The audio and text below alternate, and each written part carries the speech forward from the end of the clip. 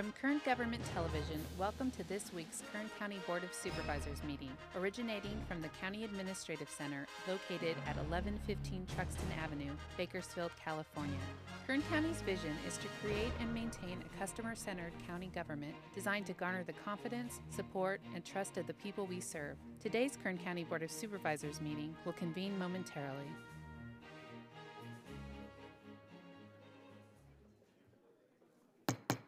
Board to reconvene. Madam Clerk, please call the roll. Supervisor Peters. Here. Supervisor Scribner. Here. Supervisor Maggard. Here. Supervisor Couch. Here. Supervisor Perez. Here.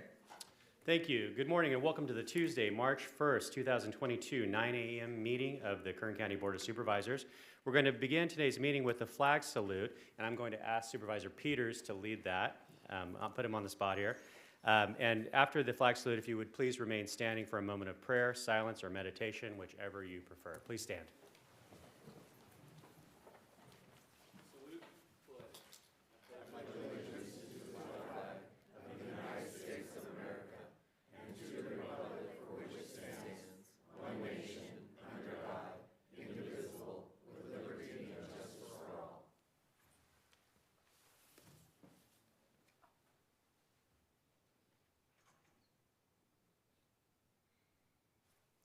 Thank you. Please be seated.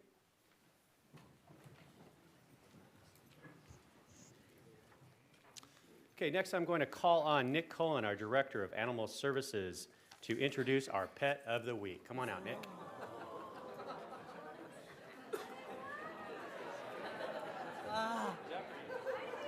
Her name's Lily.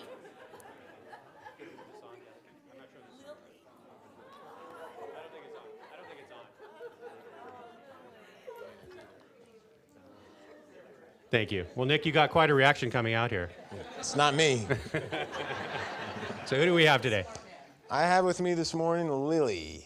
Lily's about a 9-week-old shepherd. She's probably a shepherd and a little bit of husky puppy that came into the shelter just a couple of days ago. She's got a couple of litter mates, 2 sisters and a male, and 2 sisters and a brother. But she's going to be available for adoption on Friday, but she's available for foster right now. We want to get her out of the shelter as soon as possible. So she's just adorable. Great. Are her siblings also up for foster? Same date, Friday they'll be available, but they all need foster. They need to get out of the shelter ASAP. But somebody's going to have a really large dog in about 6 months when they adopt her. Well, that's great. She's very cute. Thanks, Nick, for bringing her out. Thank you. All right. Good luck, Lily.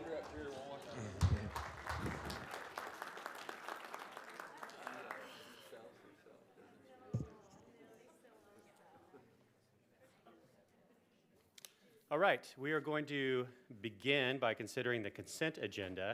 And for those of you who would like to follow along, agendas are located on the tables by the doors for anyone who would like one. And so all items listed with a CA above the item are considered to be routine and non-controversial by county staff. Consent items will be considered first and may be approved by one motion. If a member of the audience wishes to comment or ask questions regarding an item on the consent agenda, they may do so prior to a vote being taken. A member of the board may remove any item from the consent agenda, and it will be considered in listed sequence with an opportunity for any member of the public to address the board concerning the item before action is taken. And a member of the public may also comment on any closed session item. And so I'm going to read the consent agenda items now. I do want to make a note that I am going to abstain on items 42, 43, and 44 on this agenda. My wife used to work for Adventist Health, and so I'm going to abstain because the 12-month clock has not ran out. And so, Madam Clerk, please record my abstention on items 42, 43, 44. And even though I will vote on a motion to approve the consent agenda, my vote will be only for those remaining items. And I think we have one more abstention this morning. Is that correct? Supervisor Maggard? Thank you, Mr. Chairman. I will abstain from item CA4 because of potential source of income to myself and my family. And so, Madam Clerk, would you please record my abstention on each of these on this item? And although I'll vote on the motion to approve the consent calendar, my vote will be only for those remaining items and not the one I abstained from. Thank you. Thank you, Supervisor. Okay, so here we go. Starting on page 2, we have items 4 and 5 on consent. On page 3, all items 10 through 17 are on consent. Page 4, items 18 through 24, all on consent. Page 5, all items 25 through 32 are on consent.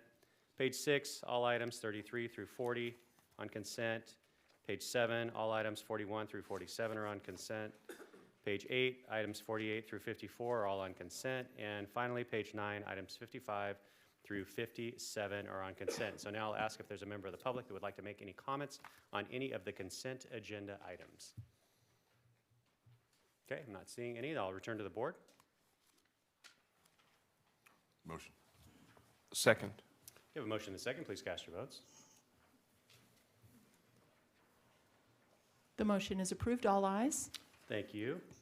And so now we will return to page 2 on our agenda. We have some resolutions and proclamations this morning. The first two are both going to be presented by Supervisor Couch, and so we are going to consider 1 and 2 concurrently. Thank you, Chairman. Make a motion on the resolution and the proclamation. Thank you. Please cast your votes. The motion is approved. All ayes.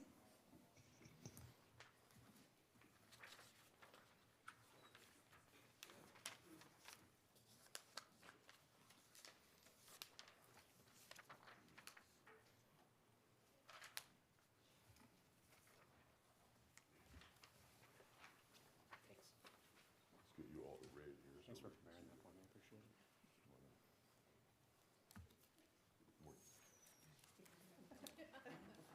There you go.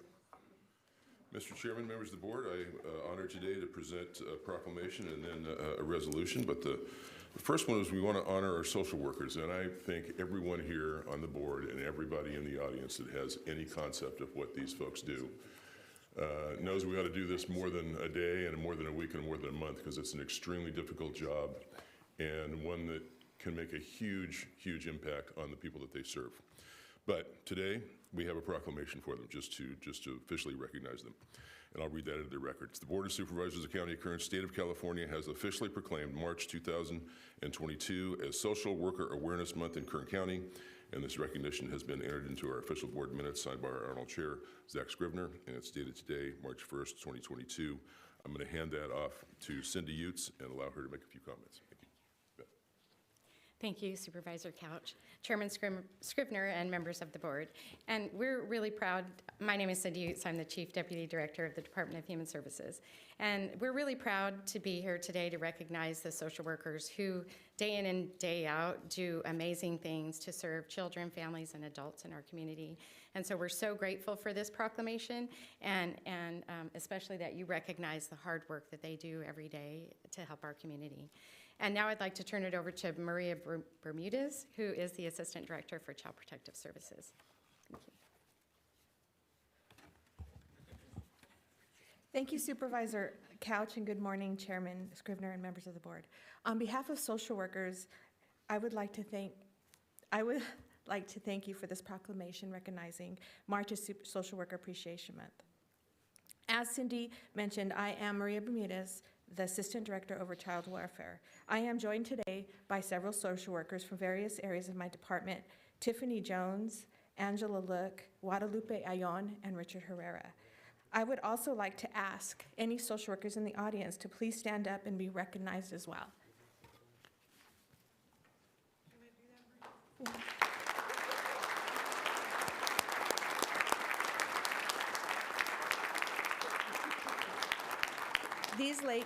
These ladies and gentlemen standing represent the hundreds of social workers in our county that work tirelessly and passionately to protect and improve lives of others. I have the privilege daily to hear the positive impact that welfare to work social workers and child protective social workers do in our community. So what is the typical day in the life of a social worker? Many of them would just tell you it's a very busy life. They stay with children in hours in the middle of the night at hospitals to ensure children receive medical care. They go out into dangerous situations without law enforcement and with law enforcement to ensure children and our elderly population are safe and protected. They fly across the country to place a child with a grandmother or grandfather so they can stay with family. They work with transition-aged youth and emancipated foster youth to ensure that they don't become homeless. Recently, a former welfare to work participant reached out to Richard, our social worker behind us, and shared how thankful she was for his assistance as she had gained a job with full benefits and was able to get off aid. She shared that this allowed her to improve her life as well as her children's life. I also have the pleasure of working daily with Angela Look. She is our supervisor of our commercially sexually exploited children unit. She has conducted numerous community trainings and conducted several TV and radio interviews to draw awareness to our plight to end human trafficking in Kern County. It's a hard job, but they show up daily to pour their heart and soul into their work. So my sincerest thank you goes out to each and every social worker. Your dedication and your commitment to improving the lives of others is truly appreciated. Thank you.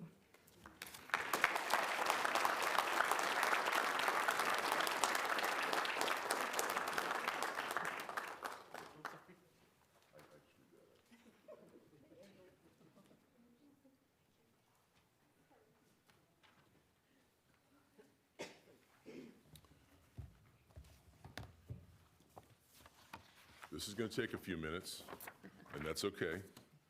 We don't do this very often, and I just want to say what an honor and a privilege it is to be able to present this to Dina. Dina Murphy, for those of you who don't know, she is our Director of Department of Human Services. And I'm going to read the proclamation into the record, and then I got a couple things to tell you about her that you don't know. And then we're going to let her say a few words. And this it reads, Dina Murphy served in the private sector for 12 years, including 7 years as a business manager for a Fortune 500 company before being recruited in 1994 by Roy Wigand, president at that time of the Kern Taxpayers Association, to assist Kern with welfare reform. She served in the capacity of a job developer until 1997, then promoted to administrative coordinator to facilitate the relationship between government and business. She developed KernWorks to support welfare reform and served on the business advisory team with Ray December, Morgan Clayton, Ray Watson, Mary Jo Pasick, and other business leaders to craft Kern's blueprint.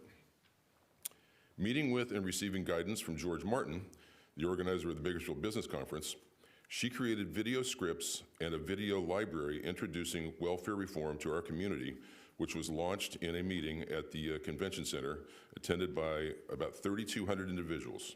She produced live and taped television spots with 2 local television stations and the Kern County Superintendent of Schools. Ms. Murphy served on the Kern Economic Development Team to ensure labor force development, which enhanced recruitment of out-of-state businesses, bringing much-needed jobs to Kern County. She also served on the KernWorks Steering Committee and chaired the development of the Human Services Culture Committee, promoting self-sufficiency and independence. On August 8th, 1998, she promoted to CalWorks Development Director, leading design and implementation of welfare reform for Kern County, emphasizing the dignity of a job. She negotiated and oversaw $60 million in contracted services to obtain self-sufficiency for, I had a little trouble with that, sorry. Say that again. Self-sufficiency for participants recruiting in the Kern County area, being awarded to $29 million in flexible funding, incentive dollars, which were reinvested in the workforce training, work experience programs, childcare, expanded transportation infrastructure with the Get Bus and with Kern Regional Transit. After-school programs, law enforcement mentoring programs on school campuses, tattoo removal, graffiti removal, and many other enrichments. To facilitate these successes, she chaired the 43-member collaborative CalWorks Joint Managers Committee and served on the CalWorks Executive Directors Team. You know how to herd cats, apparently, with all that. On May 5th, 2001, she promoted to Assistant Director for the Department of Human Services, where she was responsible for the department's multi-million-dollar budget, financial analysis, technology division, purchasing, human resources and personnel, program support, foster care licensing, child death review, and appeal hearings. That had to be tough. How do you, child death review always gets me every year. A major accomplishment was preparing and leading the department to implement federally mandated migration to paperless cases through the software system C4. C4. To coordinate this with 43 counties, she represented Kern on the interim statewide automated welfare system executive board. Recognizing there were gaps in funding for children and youth in the foster care system, she established a nonprofit called Kern Partnerships for Children and Families to provide funding for necessities where there was no governmental funds available. These funds, raised through generous contributions, the Gatsby Gala, and grant writing, have grown to over $430,000. She represented the department on numerous boards, including the American Public Human Services Association, Management Council, Kern County Chapter of the National Eligibility Workers Association, Organization for Business and Technology, Community Partnerships, and the Kern County Technology Advisory Committee. On February 5th of 2008, she promoted to Human Resources Chief Deputy Director, where she led all administrative functions of the department and represented the department in the California Welfare Department Association and CWDA Fiscal Committee. She continued to oversee multiple bureaus, serve on numerous boards, and contribute countless hours preparing budgets and securing funding so our community's most vulnerable were able to receive essential services. Additionally, she served as the director's proxy and alternate commissioner for First Five in the Kern County Network for Children, and facilitated the department's evolution to provide essential services as effectively as possible, and initiated the DHS Call Center, Customer Assistance Telecenter. Wow. On April 1, 2014, April Fool's Day. You got that? Yes. Did you no believe kidding. it? I know, right? Ms. Murphy was promoted to director, a position she held until retirement. leading more than 1,800 staff, serving 43% of our community, and managing a $533 million budget. She led collaborative efforts, forming numerous partnerships with businesses, nonprofit groups, schools, faith-based organizations, and others to provide vital and innovative services to the vulnerable in our community. Her directorship leaves a legacy of mitigating children brought up through the foster care system by reuniting them with their parents or placing them with family members or extended family members when safe and appropriate. And the state has recognized Kern for advanced family finding achievements. Although the state attempted to close shelters between 2014 and 2017, Ms. Murphy advocated and retained the Jameson Children's Center to continue safely harboring children while looking for permanent placement. And I understand the state is trying to do that again. Yes. Additionally, during her directorship, the Jameson Children's Center was upgraded with a comprehensive camera security system, new playground, construction enhancements, and development of the Harvest of Hope Garden, and continued a 15-year partnership with the Westchester Kiwanis, who graciously maintained the grounds. A big thank you to them, by the way. She was the first director in the state to engage an external partner to perform detailed process mapping in child welfare and refine the services to children and families, lessening the trauma and improving efficiencies and outcomes. Her commitment to Lean Six Sigma and disaster preparedness planning included procurement of cell phones and laptop with program connectivity for all critical workers, which resulted in Kern being the only county in the state of California able to deploy all social workers to work remotely during the COVID pandemic. That's outstanding.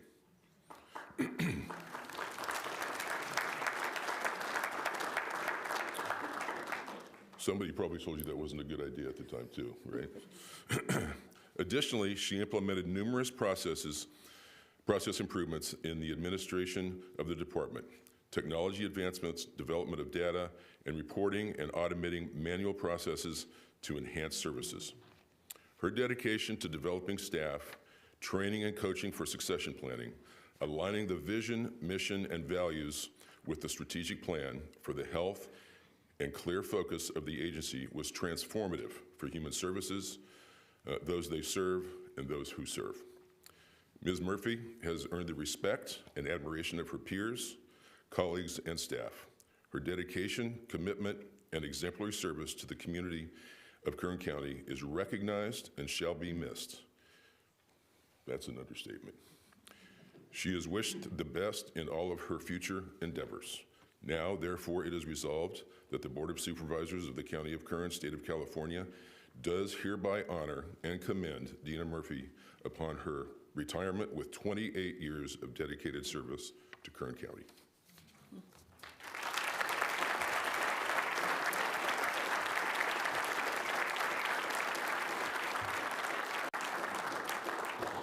Believe it or not, all of that is on here, okay?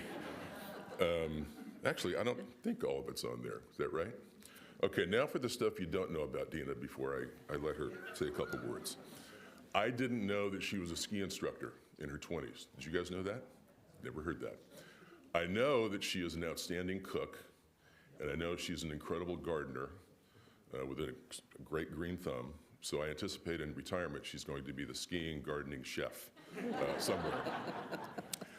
I've heard her describe that family and faith are the most important things to her. They said, people that talked to me about this, said that she's as close as pages in a book with her brothers. I'd never heard that expression before. But Dina, I think it's your priority of family and faith that has grounded you and given you the ability to lead a department, specifically the Department of Human Services, which deals with family so much. And I think that's been an incredible asset for you. You've been an incredible asset for the county. And as far as family goes, you will always be part of the county family. Thank you. Now, you get to say something. Thank you.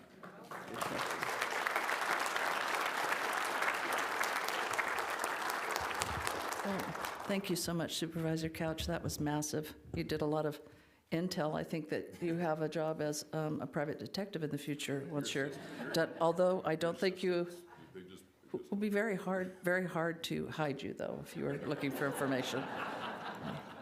I want to thank our good Lord and my family. My family would be here today had I invited them, all of them. It would be like my big fat Greek wedding, so I didn't do that. I brought my county family with me because we've been shoulder to shoulder for so many years. I want to give a special thank you, shout out to Larry Rhodes, who mentored me for years and years. And a directorship is a tough spot, and sometimes you need someone to share information with and get advice from when you're going through those tough things. And he's always been a solid rock for me. And then his precious wife came alongside him and helped me with the gala. She's such an elegant lady. They said at the Petroleum Club that it was the most elegant party that they'd ever had, and that was part of earning those dollars to reinvest in children in our community. I also wanted to thank Tom Corson, who's been a key collaborator and a key partner. What a powerhouse. I asked him once if he had children and then found that he had thousands. And he takes care of our youth where there's a gap and keeps them from becoming homeless and feeds them. And when you're on the line with the children doing the job, it's more real than you can imagine. But I owe him a great debt of gratitude. And Roland Meyer for coming alongside me with funding to handle the community awareness projects, Safely Surrendered Baby, Purple Ribbon Month, and also the Safe Sleeping Coalition, and making sure that there were dollars for cribs and bassinets for children to sleep in safely, because we had double digit of infants that we're losing every year due to co-sleeping issues. There's so much that's happened at our department, but that doesn't happen alone. It's really the staff, their incredible professionalism, their heart for children and the families, and I think the mutual trust that we have for one another, and the fact that we kept it centered on babies and improving the lives for children and their families, which is been my honor and privilege to do for this community. I've loved almost every minute of my job, and the tragedies are, there are tragedies, and you can't, you can't get away from that. And I don't love that part, but I continue to feel a passion level to have served and gone on and continued to do what I was doing for all the wins and successes that we did get. And unfortunately, until 2017, the laws weren't even aligned to return children to their parents, which just frosted me, I guess is a good word to use. It's a safe word to use on television anyway. So in 2014, I really pushed the envelope with our staff, and we did the very best that we could to work around the data and work around the laws and get children to families where appropriate and family members first, and keep children with their family, their heritage, their culture, wherever possible. And so I'm really proud of that, because they did come alongside, and then 2017 marked the time frame where we really could break some of the other placements that children were in right away and move them with family members, and that would keep children out of a lifetime potentially in the foster care system. So that was massive, but that's due to the professionalism and the trust of the staff that I've worked with, and will always appreciate them, because it is 24 hours a day, 7 days a week, 365 days a year, and they go into unthinkable situations with no gun. I'm so happy for the relationship we have with our law enforcement agencies, and that they're there to back us up at a moment's notice and for certain situations, but so often it's just the social workers out alone. And it's your human services technicians who meet people at the door that are in crisis and de-escalate that and try to give them hope, and just realize something happened in their life and they're there to take care of them. But you have wonderful people that work for this department. I've been grateful to get to work with these incredible people, and I hope that they take the charge. I'll be praying for all of you over the closed session as you interview. I'll pray for your wisdom, and I want to leave you with something that is not a bribe. It's a reminder, and so Kathleen and Ryan and Margot and board members and I'll send. Okay, you take them. Yeah. And now he's going to be a messenger. It's a calendar from the Harvest of Hope, and it was a desolate area, and it's just a beautiful area, and you'll see the little children's hands in there planting in the dirt. I was just there this weekend, and we were having a planting party, and I was watching the kids, and they put together a bucket for me of beautiful flowers, and every one of those little kids had their hands in the dirt, but just this precious little 8-year-old boy, he kept hugging my waist, and that's when it gets real, and I get to continue to do that. I'm going to continue to work at Jameson, and if by chance they vote me in as a community member to the 501c3 board, I'm going to continue with that, and Tom Corson has invited me to give cooking classes for the youth that are aging out of the system at over at the Dream Center. So I'm going to stay involved in the community and doing things for children, and I'm being promoted to grandmother, which is going to take the majority of my time, along with my little furry friends, and I just wish you all every blessing and moving forward positively. I'm handing you this calendar because there have been at least 12 instances since OC Seals where the state has tried to close shelters. This isn't new. And they tried again, as Supervisor Couch had said, in 14 to 17, but they'll make a hard run at it, and there needs to be a place for these children to go. You'll note in other counties that they have to actually take children out of traumatic situations and take them to the office and keep them at their office, or take them to a hotel room because there's not a place to take them while they're looking for a placement. And so it's ever so critical that we protect this little pearl in our community, because those children are assessed, they're medically assessed, they're educationally assessed. Our average stay time there is just 4 days, not months and months like many other shelters are. And really what we have, others don't have. We really, in Kern County, people talk about collaborating, and that's just what they do. They partner and collaborate, and we have a lot of people behind us that work on getting those families to get those children to. And so we can consider ourselves very blessed. And please keep that going, and please guard them with everything that you have, because we'll need that, because this is a more aggressive attempt. But thank you all, and I look forward to seeing you on happy notes along the way. Thank you.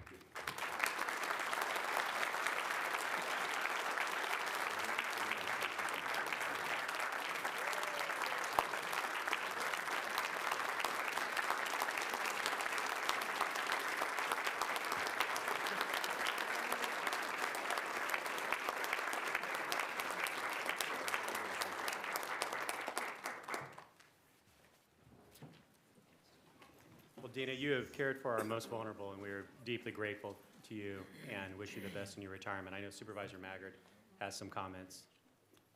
Thank you, Mr. Chairman. Dina, there are two things I will long remember about you. One is silly and one is a recurring thing. The silly one is I will long remember the time you and I served ice cream to your staff and you kept my cuffs from my suit jacket from dipping into the ice cream bowls as we served it to your staff, and I thoroughly enjoyed that experience alongside you. The second one is a recurring one because I will long remember, because you were always the same in every of these circumstances, and I would get a phone call from you, and in your soft, heartfelt, compassionate voice and tone, you explained to me some tragedy that had befallen a poor child. And sometimes that had a tragic ending. But more often than that, you explained all that we were doing to protect and restore that child. And you did that. I know at the core of your heart, you have passion and compassion for them. So I will always remember that about you, and I want to thank you for your service. God bless you in your retirement. Thank you, Supervisor. Supervisor Perez. Thank you. I have two things as well, Dina. One, I want to thank you for the remarkable job you and your staff have done every year at Christmas time to ensure that kids in foster care get something really nice, that's beautiful and high quality, and done with love. Your office department has done that with spades, and I'm so grateful for it because as a foster family, as I've shared this with you many times, I recall that it really was the most enviable day of the year towards these foster kids, that they would have such beautiful, incredibly nice gifts that they personally asked for and got during Christmas time. And that may seem like a small thing, but as you know, and I told you recently, for so many of the other families that you have helped me provide Christmas gifts to, one in particular has recently come back and said that she and her family would like to do that for other families. And they did. We partnered together at MLK for Christmas time for some families there who needed some TLC. And literally, the fruit of your labor and the seed of your legacy will live long past your time. We know we all have limited time here, but I think you've made pretty good use of yours. So thank you, and we'll continue to keep your spirit alive. In love, right?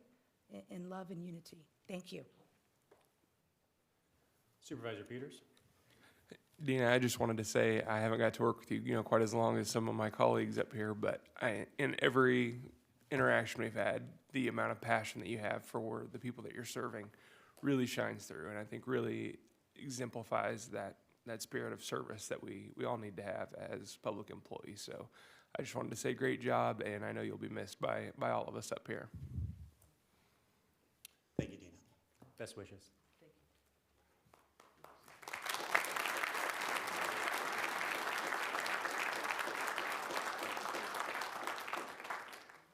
Okay, next on our agenda is item number 3. This is to proclaim March 2022 as National Nutrition Month in Kern County. Supervisor Peters will make this presentation. Thank you, Supervisor Scrivener. I would like to make a motion to approve item number 3.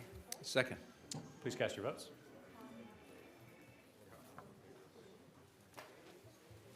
The motion is approved. All ayes.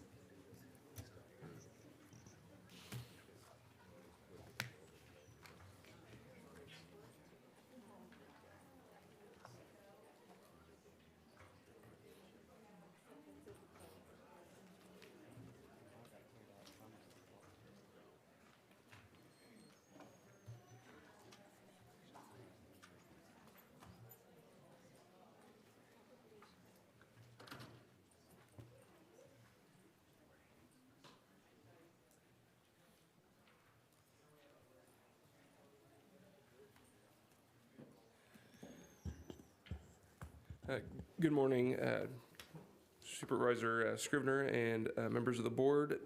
This morning we have Ms. Claudia Aguilar with us from the California Academy of Nutrition and Dietetics, and as well as a dietetic intern for Clinica Sierra Vista.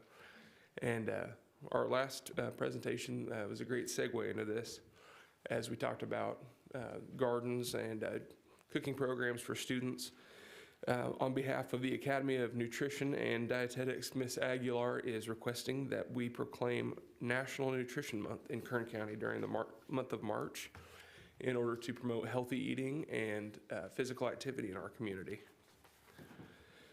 So our proclamation reads, the Board of Supervisors of the County of Kern, State of California, has officially proclaimed March 2022 as National Nutrition Month in Kern County. And this recognition has been entered into the official board minutes by our Honorable Chairman, Zach Scrivener, and is dated for today, March 1st, 2022. So, Ms. Aguilar, I'll turn it over to you. Thank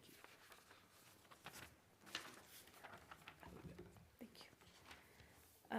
Thank you, Supervisor Peters and the rest of the board. As he mentioned, I'm a dietetic intern from Clinica Sierra Vista, and I'd like to thank you for proclaiming National Nutrition Month. The theme for March is Celebrate a World of Flavors. The theme kind of segues in our community because we locally grow a lot of our foods here, and they're full of wonderful flavors and beautiful colors. So we should inspire our community to engage in healthy behaviors. Good sleep, eating more vegetables and fruits, sitting less, being more active, and being kind to each other. 3 out of 4 of us here have weight challenges, and those weight challenges, segue to developing diabetes, some cancers, and heart health problems. So knowing what's in our bodies is a powerful tool to make change. The Kern County Department of Public Health Know Your Numbers campaign brings awareness to that change. And that change doesn't have to be big. It can start off small and grow, steadily grow. So additional resources include the website eatright.org to find a registered dietitian listing, or talking to your doctor to get a referral to a local dietitian. They will help you in developing your goals and making those changes. As a dietetic intern, personally, I am making those changes for myself to be a role model for my community, and also becoming a registered dietitian in the future. I will be becoming part of that community to help make all those individuals that change. So knowing your numbers, taking those small changes, and finding your resources will definitely bring our community much reward in the future. Thank you.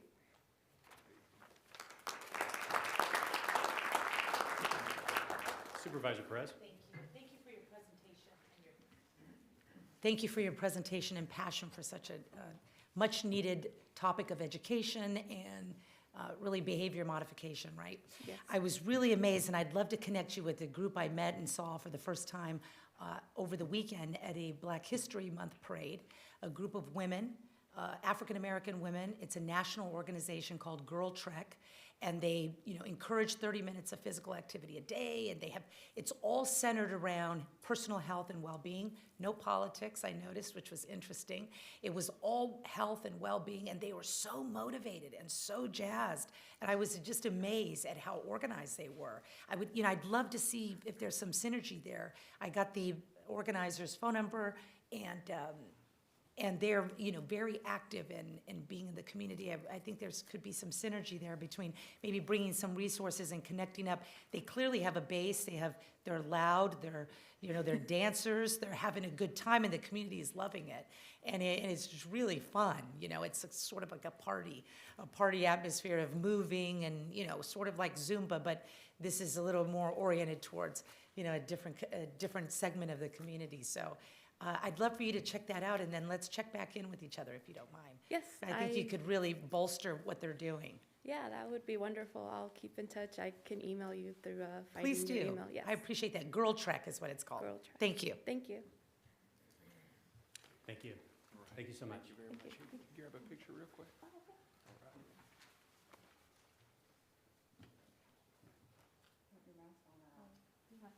No, up to you. Perfect.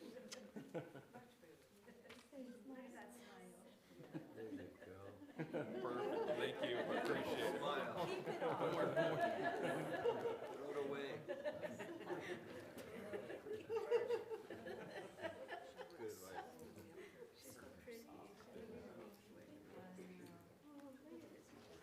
Thank you, Supervisor Peters. We'll move on now to item number 6, public presentations. This portion of the meeting is reserved for persons to address the board on any matter not on this agenda but under the jurisdiction of the board. Board members may respond briefly to statements made or questions posed. They may ask a question for clarification, make a referral to staff for factual information, or request staff to report back to the board at a later meeting. Also, the board may take action to direct the staff to place a matter of business on a future agenda. And our speakers are limited to 2 minutes, since we ask that you state your name, and we invite anyone to come up to the podium who would like to make a public presentation about an item not on today's agenda. Okay, I'm seeing 1, okay, 2. Okay, so for items not on our agenda today. Good morning. Good morning. Chairman Scrivener, other board members, good day. I'm David Hartley, Hartley. I live in Bakersfield, and I'm a longtime oil and gas producer. So I want to go back to January 2020, right here in this chamber. I was present for that meeting where the oil industry turned out in huge numbers. That day, I was very proud of the board because they were united that the slow walking of permits by the Newsom administration was unacceptable, and they were not going to tolerate it. Supervisor Maggart said that he had a resolution in his desk drawer that he would declare Kern County a sanctuary county for oil and gas production, and all he had to do is dust it off, and he wasn't going to wait for months for a positive change in permitting to occur. So Supervisor Maggart, where is that resolution? We desperately need it. We need a change in the direction that we go to combat the state. We desperately need a change, and your resolution, even though it may not have the force of law, could be a leading edge of the change in direction. Permitting matters have only gotten worse since then, partially precipitated by Kern County's failed attempt to actually facilitate permitting. So you guys passed an ordinance many years ago to actually facilitate permitting, and it has somewhat backfired. With the ordinance originally passed years ago, the ordinance has been interrupted twice or multiple times by litigation, and that's going to be its history going forward, as it's a fatally flawed concept. The eco lobby will continue to attack it and will continue to interrupt the oil business in this county. The board and the industry desperately need a change in strategy. Desperately. In my opinion, the ordinance should be repealed, and all of our efforts, the industry and the county, should be directed at forcing the state to perform their duty under the law and approve oil and gas permits of every kind and nature. Gavin Newsom is not a dictator, and we should not allow him and his minions to act contrary to law. Mr. Hartley, your time has expired. If you could please bring your comments to a close, please. What's that? Your 2 minutes has expired. If you could please bring your comments to a close. Your 2 minutes have expired. We'd ask that you please bring your comments to a close. Thank you. My recommendation is that the supervisors schedule a public hearing or some other forum and give ample time to the small and medium-sized producer to make their case as to why the ordinance should be repealed. Thank you for your time today, and I'm happy to take a few questions if you have any. Thank you, Mr. Hartley. Thank you. Thank you.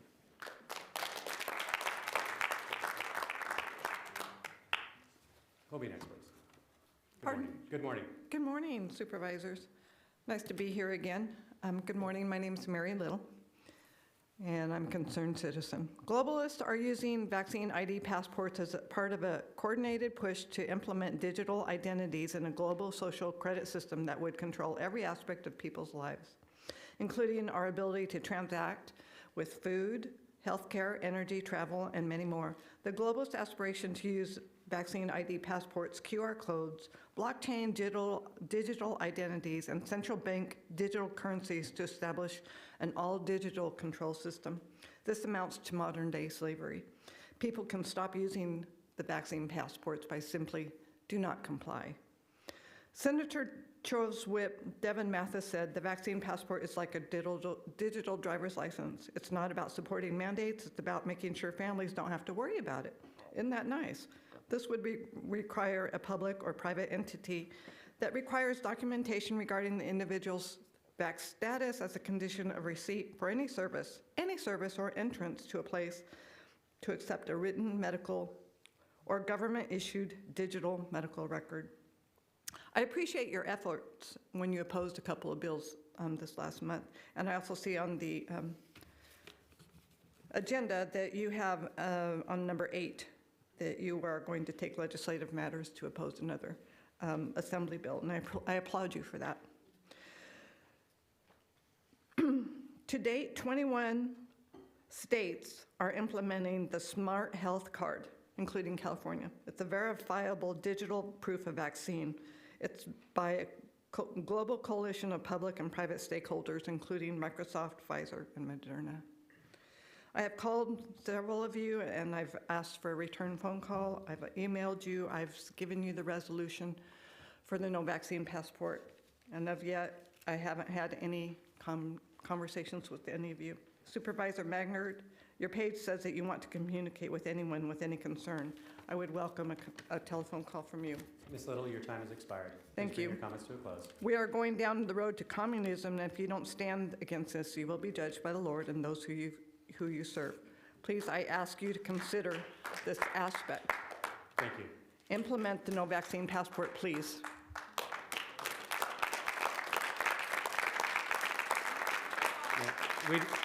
Ladies and gentlemen, I know we had applause during our presentations, but we'd ask that you don't applaud for the remainder of the meeting. It's a little disruptive when we're having our hearings and during public comments. Thank you so much for observing our request. You don't like happiness? So let the public, it's a problem to me. Sir, for all of you, I'd ask that you please observe our request not to applaud during public comments. Thank you. Good morning. Good morning, Leilani Tedeschi. In December, I was preparing a California Public Records Act request and researched and inquired with county officials as to who our public records official was. I was told that Kern County does not have a specific public records official and was directed to deliver anything to Mr. Alsop, our Chief Administrative Officer. On December 6th, I mailed a California Public Records Act request to Mr. Alsop and the Elections Division. My request was delivered via USPS receipt, confirmed receipt, and on December 8th, they received the document. The Act requires that data items be provided within 10 days. For requests that are extensive, additional reasonable timeframes are provided. I requested 11 data items. 50 days after my request, I finally received one of the 11 items, documents in these 2 envelopes.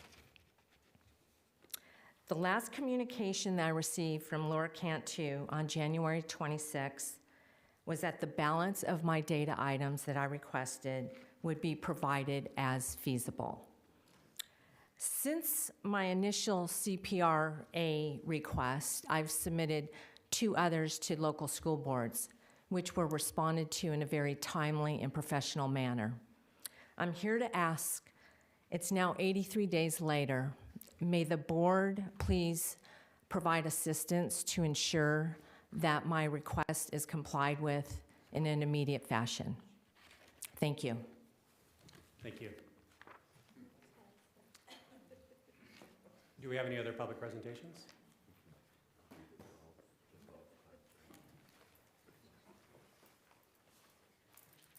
Name's Jesse Sanders. Should be brief. Just in the past few weeks, I've been right down the street from 2 shootings. Cars broken into. My buddy's van just got stolen along with all of his tools. They abandoned it and took his catalytic converter. A month before that, mine was taken. I would really appreciate it if somehow you guys could stop the turnstile down at the jails. If they don't stop letting them out, stop handcuffing the police, the law enforcement, to address these issues. Get more of them out there, because when you're standing up for the rights of the criminals, you're stepping on my rights to live a safe life at home. Thank you. Who'll be next, please? Please, no applause. Thank you. Good morning to the board. My name is Kelly Cardin. I'm a candidate for the Kern County Board of Supervisors. My name is Kelly Cardin. I'm a candidate for the Kern County Board of Supervisors. Thank you. I'm sorry, could you spell your last name? It's like C-A-R-D-E-N. Thank you. And like I said, I am a candidate for the Board of Supervisors representing District 2. I'm a third generation I've lived my entire life in Kern County. I'm actually here right now just to support Mary Little. I greatly appreciate living in Kern County during the pandemic. You guys have done a great job. Thank you for that. I love the fact that you have opposed a couple bills. I love it. Let's be clear, the only response that is sufficient is for this board to pass a resolution condemning all vaccine mandates, refusing to implement, and working with the sheriff to work on having him not enforce them, as well as refuse to help the state enforce theirs too. It's the only way that we can separate ourselves from the state. I promise you this will continue to keep coming. Republicans and Democrats are working in conceit together to pass more mandate bills. Thank you. Thank you. Who'll be next, please? Any other public speakers?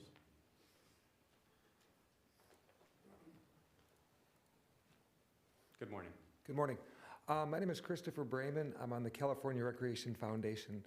We're a nonprofit up in the Kern River Valley. We raised money for a skate park, and I just want to bring something to the board's attention. On the corner of, we had an issue with a water main line that was going to go through the skate park. And we have two separate departments in the Kern County Planning Commission. They're putting in a red light on the corner of Elizabeth Norris and the Lake Isabella Boulevard. So they just dug up the entire road, repaved it. They're going to put in the red light. I just want to bring something to your attention. They still have to move that water main line.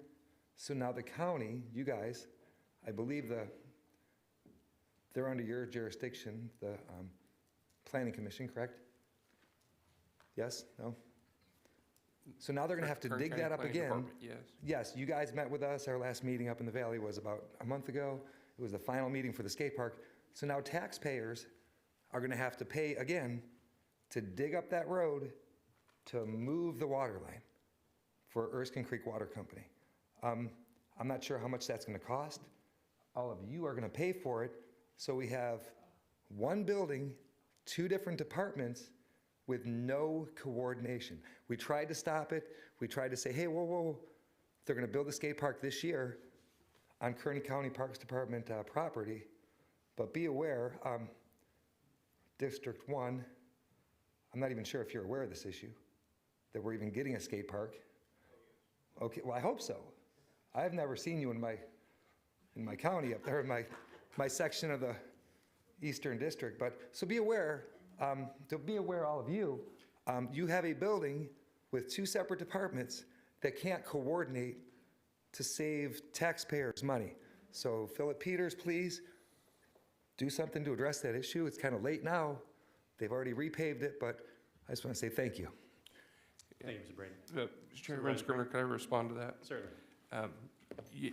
Well, I'm glad to meet with you sometime up there. I was up in Kernville 2 days last week and down in Well, for Lake Whiskey Isabella as Flats, well. that's a big political event, and I get it. Usually, Excuse most me, sir. politicians do come. Gene Fuller Sir, used to can I come. go ahead and speak real quick? Please do that. Thank you.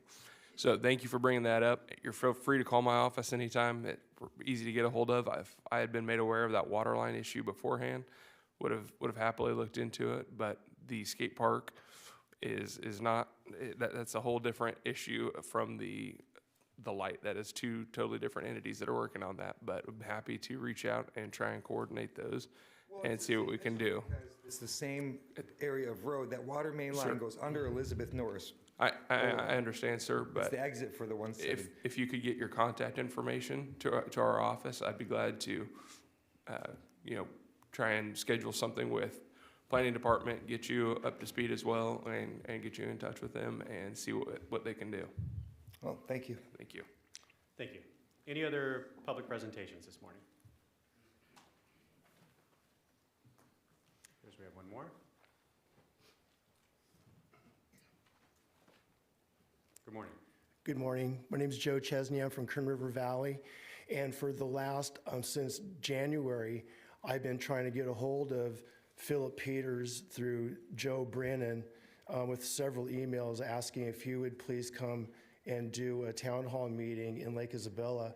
I've scheduled the senior center. I've scheduled Donnie Youngblood through Shy.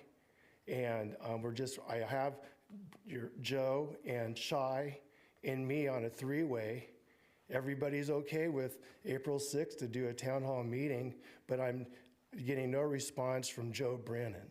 And I'm curious if you're even aware that I've been emailing Shy and Brennan. Sir, if you can go ahead and finish your comments. Well, I would like to invite you to come up on April 6th to a town hall with you and Donnie Youngblood to talk to people that have some concerns with crime and the homeless. Okay. Thank you. Supervisor Peters? We'll get your contact info. I'll reach out to you. Thank you very much. Have a lovely day. You too. Any other public presentations? Okay. Seeing none, then we'll move on now to board member announcements or reports. And the ad hoc committee would like to request that Bryn Kerrigan, our Director of Public Health, come forward first to give us a report on our COVID-19 pandemic numbers.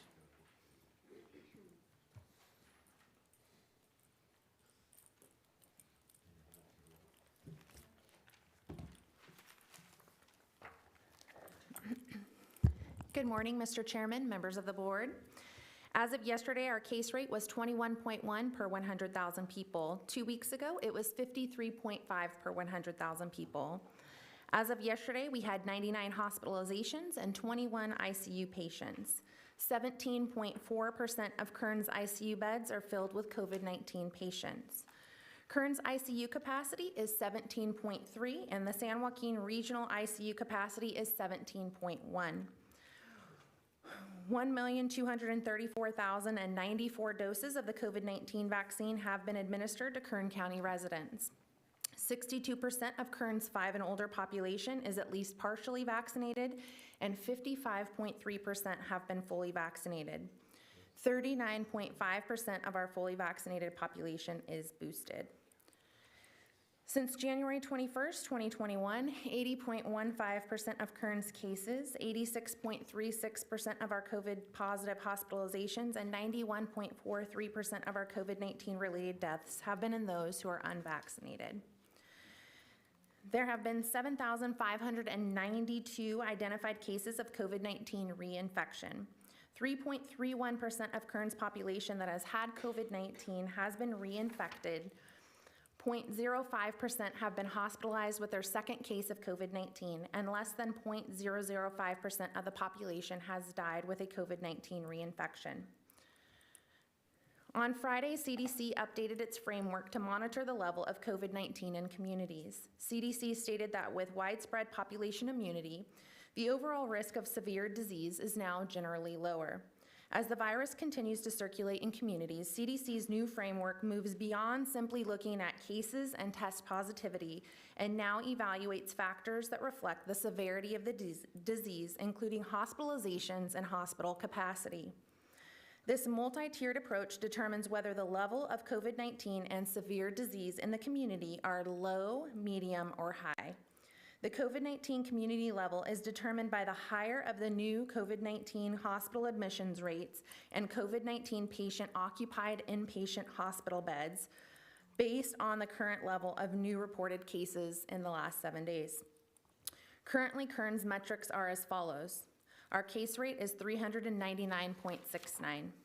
Our COVID-19 hospital admissions is 12.66, and our inpatient beds metric is 14.88. Based on our metrics, CDC has classified Kern County as high level. Based on the COVID-19... Ladies and gentlemen, I'm going to ask you to please refrain from making comments during anyone's presentation, including Ms. Kerrigan. Thank you. Please continue. Based on the COVID-19 community level determination, CDC recommends prevention measures directed towards protecting people at high risk for severe illness and preventing hospitals and the healthcare system from being overwhelmed. In the high level, the level that Kern was ranked by CDC, the CDC recommends the following: masking indoors in public settings, getting vaccinated and boosted when eligible, getting tested when symptomatic, and talking to your healthcare provider about other precautions if at high risk for severe illness. People who remain at high risk for COVID-19 are those who are immunocompromised, have underlying health conditions, have disabilities, or who live with people who are at risk. Yesterday, Dr. Galley held a press conference announcing changes to the masking mandate for both the general public and in school and child care settings for the state of California. Effective today, public indoor masking for unvaccinated individuals is no longer required but is strongly recommended. After March 11th, masks will no longer be required but will be strongly recommended in schools and child care settings. Mr. Chairman and members of the board, this concludes my update. Thank you, Ms. Kerrigan. I'll turn to Supervisor Maggard, a member of the COVID-19 Ad Hoc Committee. Thank you, Mr. Chairman. Thank you, Ms. Kerrigan. I don't have any additional questions today. Thank you. Thank you. Do any other board members have any questions or comments? I do. Supervisor Couch. Thank you. Just one. From the numbers on the first page of the handout you gave us? Yes. And probably from, no, I'm sorry, numbers on the second page. Do you have who do we have? We have an epidemiologist or a virologist? I forgot which one we have. An epidemiologist. Okay. Do you know if she's given you opinion, if she's been asked? I would love to have her opinion of whether or not the data that we have shows that having COVID is as good, if not better. It looks like it's twice as good as vaccination is. Has she ever opined on that? Supervisor Couch, through the chair, I'd be happy to provide her her opinion on what this data shows. It really shows that both those that have both been vaccinated and have been infected with COVID-19, both of those immunities are holding up really well. You are right that we are seeing a higher level of long-term immunity from our COVID-19 infections here in Kern County. And the only study that I've seen said that there is a high level of immunity at least through 18 months. And the reason they said 18 months is because that's about as long as time frame as they've been able to study. We can't study 5 years into the future. So do you think she could have that answer for us do we meet next? We don't meet next week, do we? No, we don't. In a couple of weeks? Yes, sir. Okay, thank you. Thank you. Supervisor Couch, I agree, and I asked the same question when we last met on this particular slide. I majored in English Lit. I'm no mathematician, but it looks to me like hospitalizations for reinfected, so if you've had COVID, it's about 16% of the total hospitalizations compared to about 83% for the vaccinated. So clearly, at least from our data, and I'm going to imagine that this is consistent with what we're seeing statewide, more or less, as far as vaccinated infections versus reinfection, as far as the numbers for hospitalization. Are we tracking any of that as far as hospitalizations, deaths, et cetera? Mr. Chairman, I'd have to look at the state's data to report back to you on that. Okay, thank you. I'm going to assume that we're fairly consistent because most of our numbers are, but I think that this is quite relevant as we're going to move on to consider item number 8, which is a vaccine mandate, because clearly people who have natural immunity are faring better than vaccinated folks. So thank you for your numbers. Appreciate your report. No other questions? We'll then move on to any other board member announcements or reports? I have one. May I?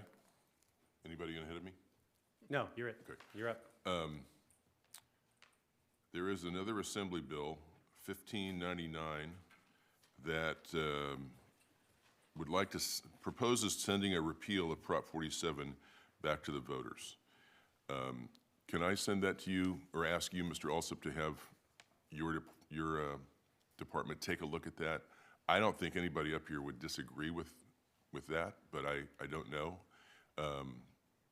I'd like to have that brought back as for us to take a position of support if possible. Yes, sir. Thank you. Thank you, Supervisor. Any other board member announcements or reports? Okay, seeing none then, we will move on to item number 8. This is an item under the County Administrative Office, legislative matter, AB 1993, COVID-19 vaccination requirements for employers. And the staff recommendation is to adopt a position of opposition and to authorize the chair to sign correspondence. So I'm going to turn to Ryan Alsop, our CAO. Good morning, Mr. Alsop. Good morning. Thank you, Mr. Chairman, members of the board.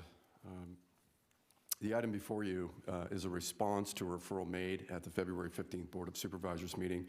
This item proposes adopting a position in opposition to Assembly Bill 1993 by Buffy Wicks, Assemblywoman Buffy Wicks, which would compel all private and public employers in the state of California to require their employees or independent contractors to show proof that they have been vaccinated against COVID-19. Although the bill would also establish an exemption from this vaccination requirement for a person who is ineligible to receive a COVID-19 vaccine due to a medical condition or disability or because of a sincerely held religious belief, the definition of a valid exemption is left entirely up to the discretion of Cal OSHA and the California Department of Public Health.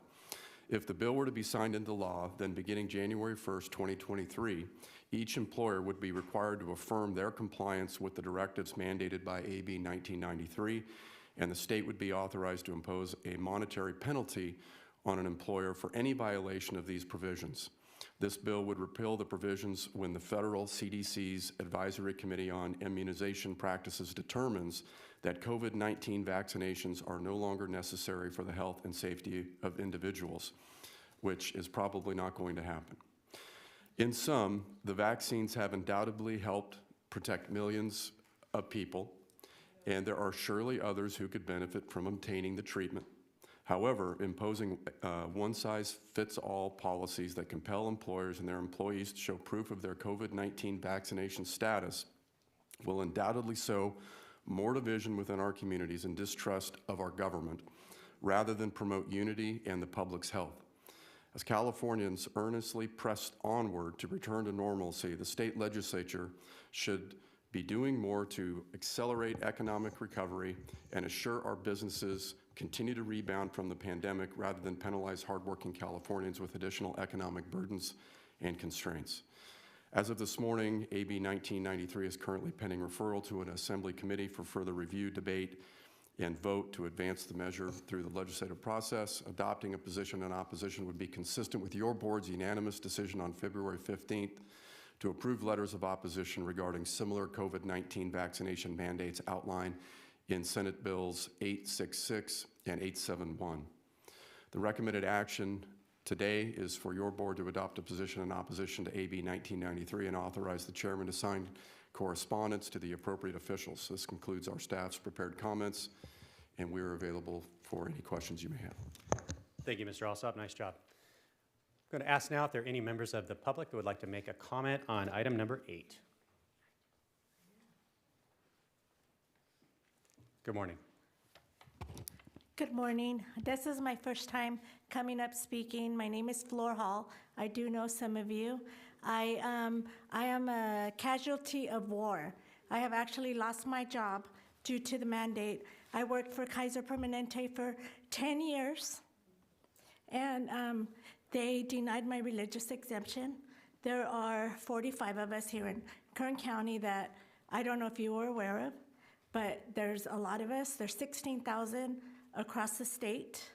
There are another 32,000 that I just saw that are due for their boosters, including physicians here in Kern County, that if they don't comply by today, they will be fired.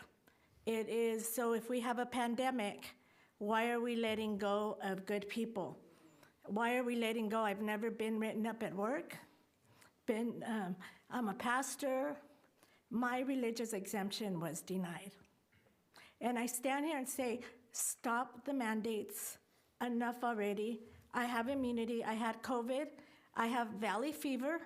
I still have valley fever. I take medication. And I have lupus. I had COVID for 3 days. Was in bed.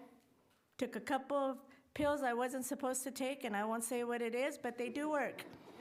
And do not clap. You can do happy hands. Thank you. And Thank you. they do work. And so I had COVID for 3 days. I had my doctor at Kaiser Permanente check my immunity. I still have immunity up until last December. I've gone into homes to pray for people with COVID because I am a pastor. And I don't wear a mask because I have valley fever and I can't breathe and I have 1.5 lungs. So I'm just letting you know, we love our county. We need our county to be free. We need our county to thrive. We need our communities. You know, I worked with Leticia many years ago. She knows I'm about the kids. I'm about going out into the community, serving our community. And I'm okay. You know what? I've been home gardening, taking care of my grandkids right now. God's been providing. I'm looking for a couple of jobs. If you all know anything, I have 10 years of experience. But let's make Kern County awesome. Let's make Kern County different, you guys. You are our leaders. We elected you, and I pray for you, and I pray for everybody every day.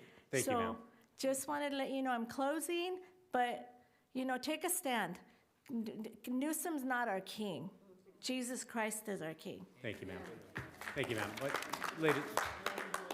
Ladies and gentlemen, once again, as far as the applause are concerned, the reason why we ask you not to applaud is because there are people on both sides of the issue, and we want to make sure everyone has an opportunity to make their comments without any influence or intimidation, et cetera. And so that's why we ask you not to applaud. And it's also a little disruptive for the TV. And so thank you. Thank you. For the lady that Once again, for our presentations, we do allow it, but for public testimony, as I said, we have people on both sides of an issue oftentimes, and so that's why we ask that you not applaud. And so I'll ask that you please observe that. And also, too, we will ask that you observe our 2-minute time limit. So I'll ask for the next speaker who would like to make a comment on item 8.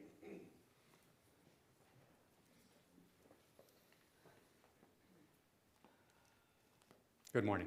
Hi, my name is Jamie Anderson. I was not intending on speaking on this matter, so I'm just going to go with my own personal experience. It seems everything regarding this COVID is backwards. I'm not saying that it's not real, but I personally had COVID, and I don't trust the CDC. I don't trust the numbers. I don't trust a lot of the stuff that they're saying. So I've been conducting my own test. Back in October 28th, I got COVID, and it was probably the Delta variant, but I have no pre-existing conditions. And so I contacted the frontline doctors, and they sent me hydroxychloroquine. They sent me a steroid and an antibiotic, and I was over it in a few days. And then I decided, because I used to work in healthcare in my younger days, I went and had my antibodies tested because I refused to take any of the COVID tests because it's coming out now that they're toxic and full of hazardous chemicals. So I went to ARC Labs, and I personally paid to have my antibodies tested. They drew blood, and it came back that I have the antibodies for COVID. And so I thought, you know, I'm going to do this every other month just to see. Like I said, I don't trust the CDC. I don't trust any of the information that's coming out. And so I've been testing every other month. And I am still with antibodies, COVID antibodies. So I am not going to take any experimental shot.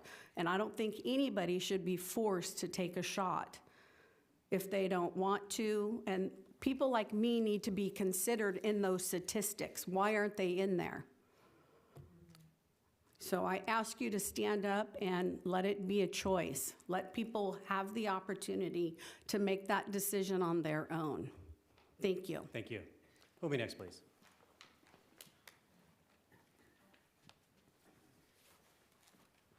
About fell down. Good morning. My name is Mark McKenzie. And just real quickly, by definition, a vaccine should prevent infection and transmission, and none of these vaccines do either. Thank you. Thank you. Next speaker, please. Good morning. Good morning. My name is Jill Brewer. I hadn't intended to speak, but I just wanted to share that I am a public employee that's risking losing my job soon. My husband, we are a high-risk home that has been listed. He is a kidney transplant recipient survivor, and then also At the same time was diagnosed with Guillain-Barré because when he was critically ill, he was over-vaccinated with 4 different vaccines.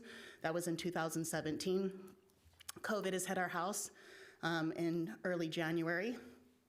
I got it the worst. I am unvaccinated because of my husband's near death and hellish experience.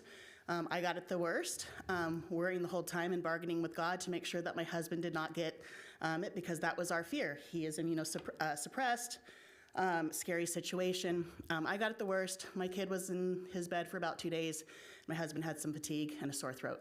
So I just want to give you that perspective that we are in that scary house and we survived it. My husband beat it like a champ. So just please keep that in mind. I'm about to potentially lose my job because I cannot live through what I live with my husband.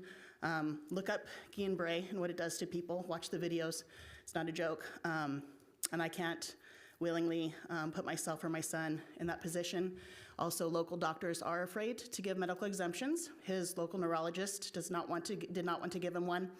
Said, I want to do right by you, but I have to look into this. Thankfully, we also have doctors at Cedars Sinai, amazing if you ever need to get out of here, for care, that gave him one. So we do have one for him. I can't get one. My child can't get one. But just please keep that in mind, that even though they say medical exemptions or religious, that they are denying those if they feel like it. And we have, for the first time, looked at leaving our home. I was born here, my husband was born here, Bakersfield, out of California. So please keep that in mind. Thank you. Thank you. Next speaker, please. Leilani Tedeschi. I've learned over the past month or so, there are a couple employees that work for the county that have lost their job or placed on medical leave. And I just wanted to find out, are you aware that there are departments within the county that are doing this to the employees? Because if it's not, it needs to be addressed. It's concerning that, like this lady that just spoke, it sounds like she may lose her job. And another was that spoke a few weeks ago. She's been placed on administrative leave without pay. So it's concerning that our board isn't taking aggressive action for some of the county departments to allow them to do this. Thank you. Thank you. I'm going to pause right there. Mr. Alsop, can you address that? Sure, Mr. Chairman, members of the board. So your board has never adopted any local mandates on anything, masks or vaccines. There are, with certain county departments, I think public health, behavioral health, these are business areas of the county that deal with patient care, hospitals. There is a state requirement for those positions to be vaccinated. I am not aware of any county employees being let go due to here in Kern due to that rule. It's possible that that's happened in the departments that are affected by that state mandate. But I'm not aware of that, and I'm happy to look into that. I appreciate that. Nor am I. I don't know that any of the members of the board are either, so thank you. Next speaker, please. Jess Sanders. Good morning. Good morning. I would like for you to stand up against these mask mandates, the vaccine mandates, simply because it's gone from a pandemic to a plandemic. There's going to be one more thing that's not going to, that they're going to force upon you so that they don't have to relinquish their emergency powers. When you tell a family they can't go to work unless you listen to the state, sounds an awful lot like Russia or China. You say, hey, do what I tell you to, or your kids aren't going to eat. Stand up against it, tell the state, well, diplomatically tell the state to stop it. Thank you. Next speaker, please.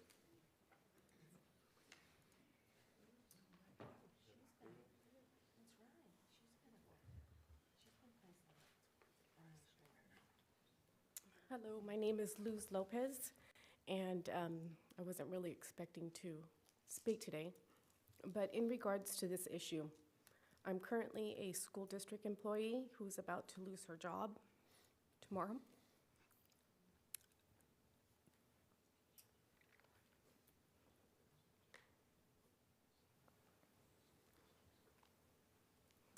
And basically, obviously, it was due to the mandates, and worked for 15 and a half years.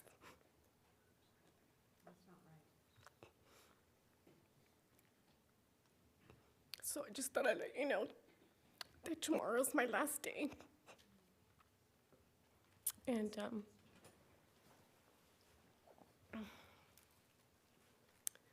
so I just wanted to let you guys know on what is going on out there. Thank you. Thank you. Any other speakers on this item?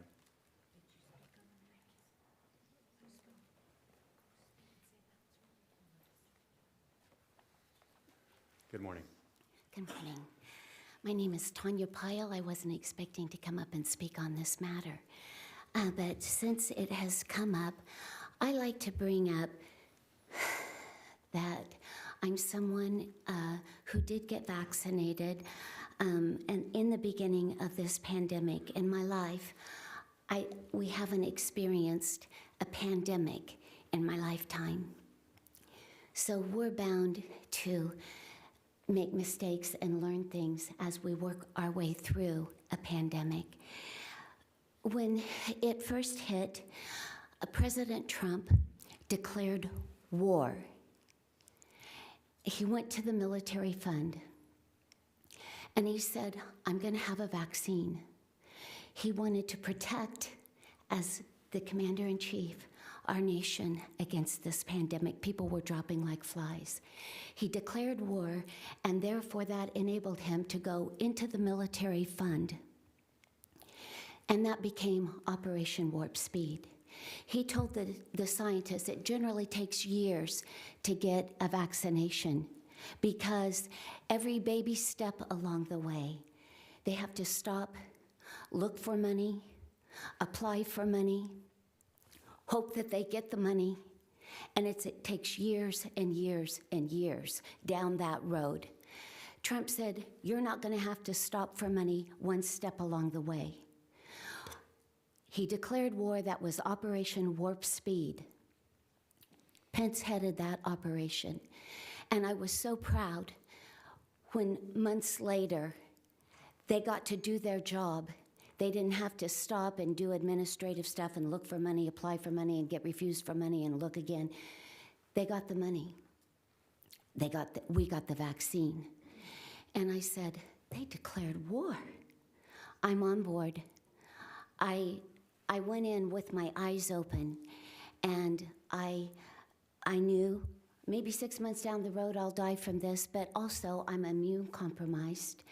And so it was to my benefit that we had the vaccine.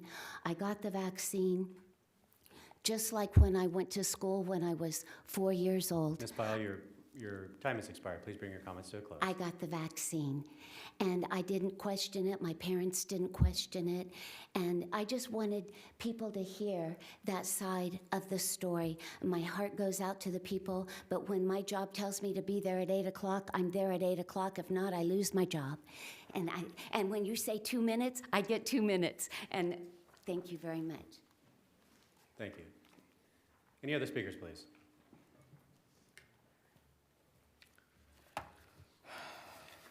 I'm Mary Little. I'm here again.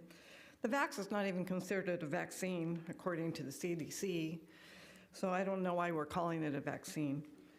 It changes your DNA. You're not even eligible to donate blood in every state except for California. It's killed many people. It's permanently injured thousands and probably, it's last I heard, millions of people. Why are we mandating this for children who are not even getting sick? To be unvaccinated, we're getting lies from the health department. Even our county health department in Kern County is lying to us about the numbers. They say you're unvaccinated if you are in the hospital and you've gotten the vaccine, even if you've gotten both vaccines, they're saying you're unvaccinated within 2-week time period.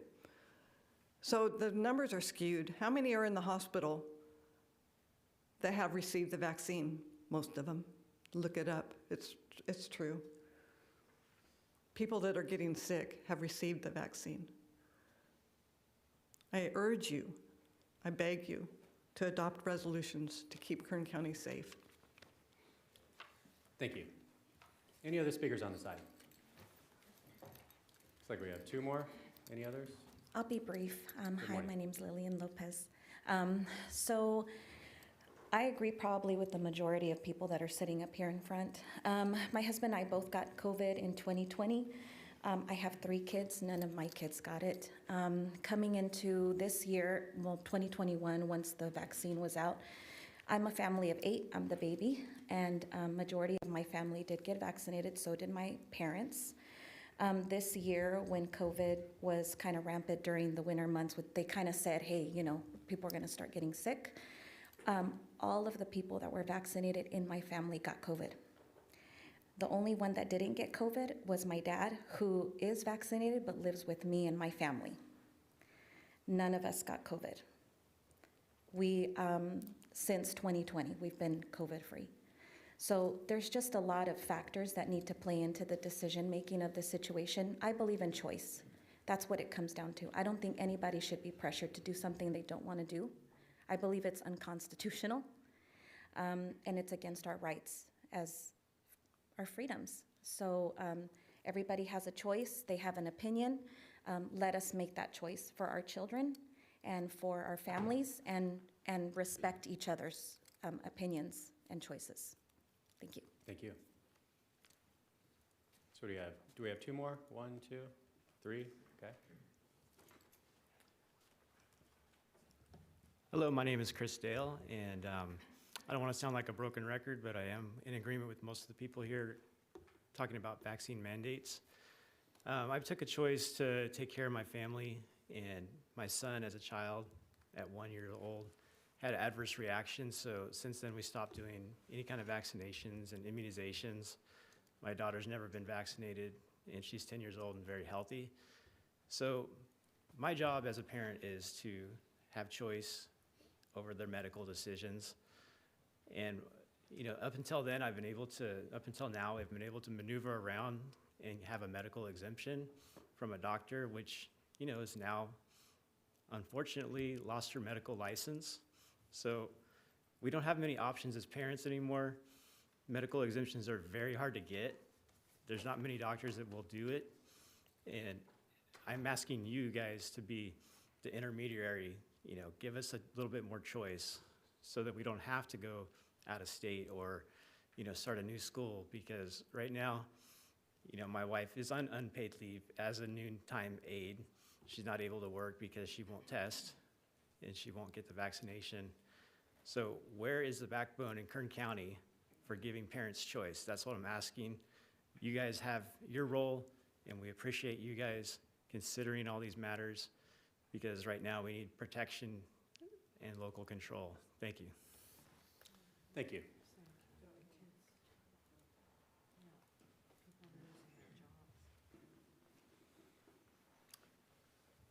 Good morning, Supervisor Scrivener, members of the Board of Supervisors of Kern County, California.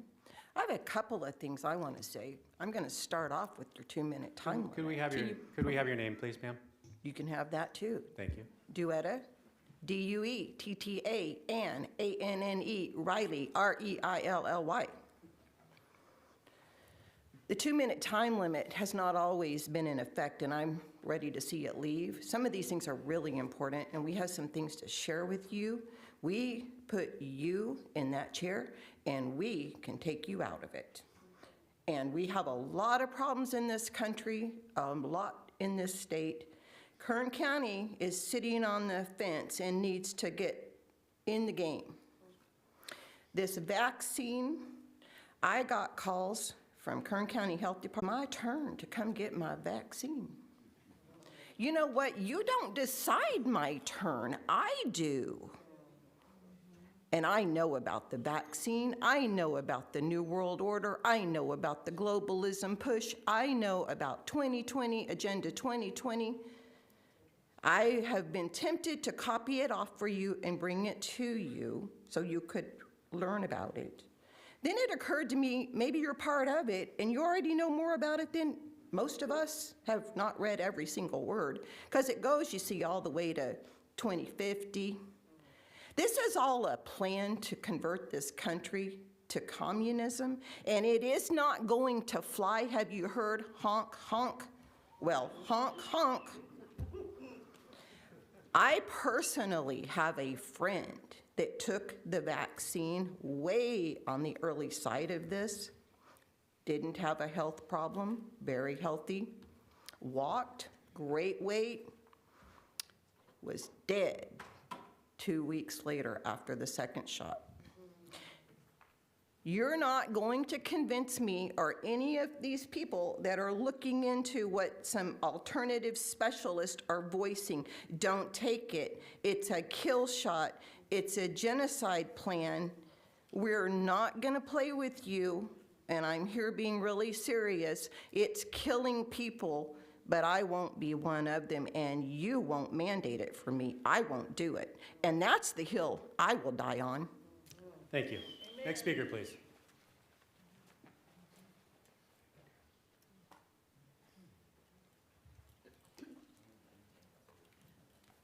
Good morning. Good morning, staff, or supervisors. Dennis McLean. It's kind of hard to follow that lady's speak, but I'm a firm believer. I didn't come here this morning to talk on this subject, but I just can't sit still and let our community suffer. So to start with, a lady that's in charge of the health department, she's a numbers gal. Where's she getting her numbers? From the state, from the CDC? Who in the heck would trust the CDC? But we're here now, and life's going to go on. I hear maybe 10 days, my grandchildren can finally take that stinking mask off their face and be children. I don't know how we can put up with this stuff, but I just had to speak my piece, and I thank you for your time, and I hope you consider what has been said today. Thank you, sir. Any other speakers on item 8? Okay, seeing none, I'll return to the board. Supervisor Couch. For all the reasons that we just heard, I'm going to make a motion that we approve the staff's recommendation. Thank you. I'll second that. Okay, we have a motion and a second. Any other comments? Please cast your votes. The motion is approved. All ayes. Thank you. Can we clap? Now we'll move on. I would ask that you don't. Thank you. Appreciate it if you don't. Thank you so much. All right. Next item is under Auditor, Controller, County Clerk. This is item number 9, Elections Division Presentation on Conduct for the 2020 and 2021 elections and preparations for elections in 2022. And so I'll ask our Auditor, Controller, County Clerk, Mary Bedard, to please give her presentation. Good morning. Good morning, Mr. Chairman, members of the board. I would like to thank your board for giving me the opportunity to address some of the issues that have been raised regarding elections, including those brought up at the February 8th board meeting. First, I'd like to address voter registration and maintenance of the voter roll. And regarding the registration process, elections staff reviews every registration, including registrations that are entered online. Some people seem to think that when they enter the information online, they're just immediately registered, and that is not the case. The information is confirmed against other information, such as DMV, and our staff reviews it and confirms if this is a new registration or an update. Because of controls in the system, it takes some time to process voter registrations. When a voter moves, the best way for a voter to notify us if they are moving out of county is by filling out a form on our website to cancel their voter registration. However, most voters don't do that. If the voter does not notify us that they are moving, there are other ways we can get that information about a change of address. If a voter registers to vote in another California county, we get notified. If a voter completes a change of address with the post office, we get notified. When we are notified that a voter has moved out of county, they are changed to an inactive registration status. If there is a forwarding address, we send the voter a notice to have them confirm that their voter registration should be canceled. If they return the confirmation, we cancel their voter registration. If they do not return the confirmation, or if they move with no forwarding address, they remain in an inactive status. By law, we cannot just cancel their voter registration without their confirmation. Now, inactive voters are not included in the registration file or registration statistics. For almost all purposes, they are omitted from all registration data. Since they are no longer listed on the active registration roll, we do not mail them a mail ballot. However, there is one instance where inactive voters are included. By law, inactive voters must be listed on the roster at the poll site, but they are identified as inactive. If a voter listed as inactive does go to the poll site, a poll worker would need to confirm with the voter that they still live at that address. If so, they can vote. Maybe they only temporarily moved for work or for school, so that address is still their legal address. They would then be changed back to active registration status. If they move to another address within Kern County, then they would need to re-register at the polls and vote conditionally. Now, on February 8th, someone mentioned that they saw the names of people that they know had moved on the list at the poll site, and that could very well be true. These most likely would be people we had removed from the active registration roll, but we are still required by law to include these inactive voters on the roster at the poll site. So the active voter registration roll is accurate because these people have been removed from the active registration roll, but we are unable to cancel their voter registration altogether because they never provided the confirmation that would enable us to do that. In some cases, especially if a voter moves just before we send out the ballots, the way we learn that someone has moved is by the post office returning the ballot to us as undeliverable. This is a very important control in the system so that a ballot does not go to the wrong person. Now, if a voter does not do any of the things that would alert us that they have moved, there is a way for people to help us keep the voter rolls accurate. If you have a family member who no longer lives with you, there is a form on our website to alert us so the family member can be removed from the active voter roll. Another control in the process is the public. If a ballot is delivered to your address for someone who no longer lives there, whether an adult child or a former occupant, notify us. You can help keep the voter roll accurate by simply writing on the envelope that they moved and sending it back to us through the post office or returning it directly to our office rather than simply throwing it away. If a voter is deceased, we do get notified by the health department, but again, there is a form on our website that the family can use to notify us that the deceased family member should be removed from the voter roll. Now, some other questions have been raised regarding registration issues. Some people have looked at voter registration information from February 2021 that indicates which of those people on the registration roll in February voted 3 months earlier in the November 2020 election. And they have questioned why that number is less than the 309,000 votes cast in the November election. And the answer is quite simple. Some of the people who voted in November 2020 either moved or died over the following 3 months, so they were no longer registered to vote in Kern County in February of 2021. Some have looked at the total ballots mailed out and compared it to ballots returned to the election office, both voted ballots and those returned by the post office as undeliverable. They then identify these remaining ballots as unaccounted for. And of course, another term for these unaccounted for ballots is simply unvoted ballots. These are mail ballots the voters did not vote, either because they voted in person at the polls, or the voters simply chose to exercise their right not to vote. There is nothing surprising in this. We have never had anything close to 100% voter turnout in Kern County. It has also been stated that it is a waste of money to print and mail ballots to these voters who do not vote. Of course, we don't know which voters will choose to vote, and even if we did, we were required by law to mail ballots to all active registered voters. And as auditor controller, I can tell you that it is not a waste of money to do what we are required by law to do and to ensure that every eligible voter has the opportunity to vote. Now, in the February 8th board meeting, there was mention of the registration statistics on our website being inaccurate, and we did appreciate Mr. Lindfestein notifying us about that.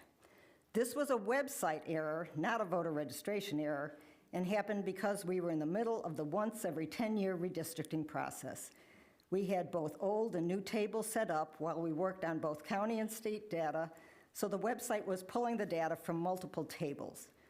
Once we notified the county's ITS division, which is responsible for maintaining the elections website, they were able to correct the error.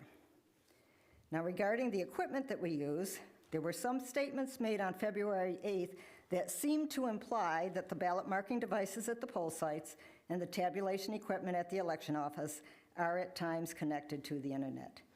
None of this equipment is ever connected to the internet. This confusion may have been the result of miscommunication due to technical terminology. While some equipment may be connected to a closed local network, that is very different from being connected to the internet. In addition, in Kern, there is no tabulation of results at the poll sites. All tabulation is done at a central facility at the election office. On February 8th, there were several statements indicating that we should go back to hand counting 100% of the ballots as was done prior to 2016. Kern County has had machine tabulation of the ballots for at least the last half century. Although we purchased the current tabulators in 2015 and they were first used in 2016, prior to 2016, we had tabulating equipment that tallied the paper ballots. Prior to that, we had equipment that tallied the votes when we used the touchscreens, and before that, equipment that tabulated the punch cards that were used up until the 2000 election. Now, under California law, for many years, we have been required to conduct what is called a 1% manual tally. What this means is that 1% of precincts are randomly selected and a hand count of those ballots is conducted, essentially auditing the machine tabulation. This hand count is compared to the machine tabulation for those precincts, and we found no tabulation discrepancies between the hand count of the precincts in the 1% manual tally and the machine tabulation of those precincts. Now, the issue of provisional ballots in 2020 and 2021 has been raised. Kern is what is called a traditional poll place county, unlike some other counties, such as Los Angeles, that are what are called vote center counties. Vote center counties have far fewer polling places than traditional poll place counties, but they're open for more days. In vote center counties, voters are not assigned to a polling place, but can go to any poll site. Since a voter going to the wrong poll site is one of the reasons voters must vote provisionally, vote center counties do tend to have fewer provisional ballots than traditional poll place counties. In addition, even prior to COVID, vote center counties were mailing ballots to all active registered voters, so they already had the equipment that would allow these voters to vote regularly at the polls. Since we did not have that equipment, when we were unexpectedly required to mail ballots to all active registered voters in 2020 and 2021 due to COVID, the only way we could ensure that voters did not vote twice was by requiring voters to surrender their mail ballot before voting at the polls. We spent over $1 million in COVID relief funds and grant money doing outreach before the 2020 election that included letting voters know that they should bring their mail ballot to surrender if they wanted to vote regularly at the polls. We had billboards, public service announcements on radio and TV, social media, and direct mail. But still, the majority of voters coming to the polls did not have their ballot to surrender and had to vote provisionally. Because it takes much longer to process provisional ballots than regular poll place ballots, it did take us longer to certify the election than some other counties, especially vote center counties. But we did certify within the required time frame. Now, regarding staffing, elections has a relatively small permanent staff, currently just 16 permanent county employees. As we approach each election cycle, our staffing needs triple or even quadruple in the months before and after each election. The workload peaks in the days just prior to and after Election Day. One of the advantages of having the elections as part of the Auditor Controller County Clerk's Office is that we are able to use resources from both County Clerk and Auditor Controller to assist during these peak times. During the past few elections, your board has authorized closing the County Clerk Office on Election Day so the staff can assist elections in issuing ballots to voters, and the windows that are normally used for issuing marriage licenses can be used for issuing ballots. Many accountants and fiscal support staff in the Auditor Controller's Office perform election duties on Election Day and assist with duties such as processing provisional ballots in the days following the election. We also bring on workers from temp agencies to perform certain duties. We train these workers and provide oversight for duties ranging from answering phones, recruiting poll workers, or assisting with processing mail ballots. Regarding the signature checking process for mail ballots, the signature on every vote-by-mail envelope is examined by an election worker and compared to the signature we have on file. This can amount to hundreds of thousands of signatures being visually examined. Our permanent staff receive regular signature verification training, and there are also regulations put out by the Secretary of State that give detailed guidelines on what to look for when verifying signatures. Any temp workers who are assigned to the initial signature verification process are trained by my staff to follow the Secretary of State's guidelines. They are directed to flag any signature where there is the possibility of a mismatch so that it can go to an experienced elections employee for further review. We would always expect to have far more signatures flagged on the first round than are ultimately challenged. This is done as a security feature to prevent the possibility of accepting a signature and counting a ballot that is not eligible to be counted. Now, regarding poll workers. During COVID, many of our experienced poll workers have been unable to work, and we have had difficulty recruiting new poll workers. This was especially true in the recall election, and we made no secret of this. We were putting out press releases, social media, even the Secretary of State's office made a special recruitment effort just for poll workers in Kern. While we did eventually sign up enough volunteers to meet the legally required number of poll workers, there is always the possibility of volunteers not showing up on Election Day. So in order to be proactive, in anticipation of some poll workers not showing up on Election Day, we arranged with temp agencies for workers who were qualified to serve as poll workers to be available in our office on Election Day, and we did have to send some of these out to poll sites to replace volunteer poll workers who didn't show up. While we were not able to provide these last-minute replacements the full training poll workers normally receive, these workers did receive training at the poll site from experienced poll workers.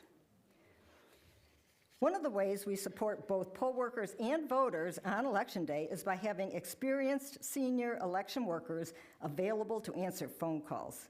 Poll workers will call if they have questions or difficulties at the poll site.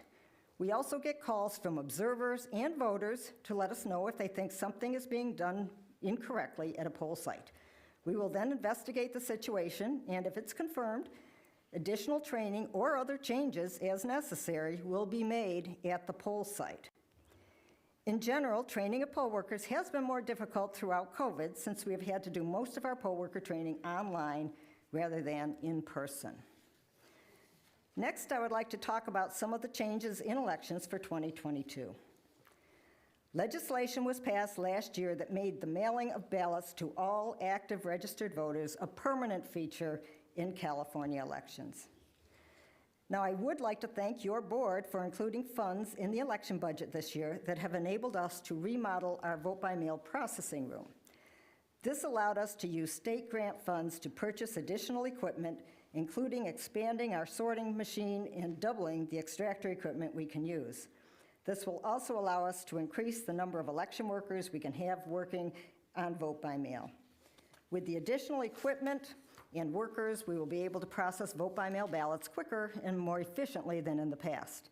And the remodel will also allow observers greater visibility to more easily view the entire process. We will also be using computer software as an additional step in the signature verification process for mail ballots. The first step will be to run the signatures through computer software that will identify potential mismatches. Any potential mismatches that are flagged by the software will be sent to senior elections workers who will review them to determine if they should be challenged. The signatures passed by the software will still be reviewed by election workers. Any possible mismatches identified by those workers will be sent to the senior election workers for further review. So every signature will go through at least 2 reviews. We will not be relying solely on the software or the human review, but on the combination of the 2.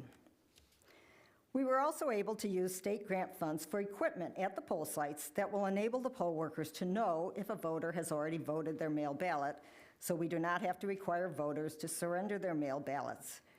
While we are working very hard to have this equipment in place for the June primary, I can't guarantee that at this point, but if it's not ready for June, it will be available for November. We are also implementing other changes, including doing more outreach to community organizations to encourage voters to volunteer to be a poll worker. For the June primary, we will also be going back to in-person, hands-on training, which will provide a much better learning experience for the poll workers. And as always, we do encourage voters to volunteer to assist in the voting process by working at a poll site. Information on being a poll worker is available on our website, kernvote.com. That concludes my report, and I'm available for any questions you may have.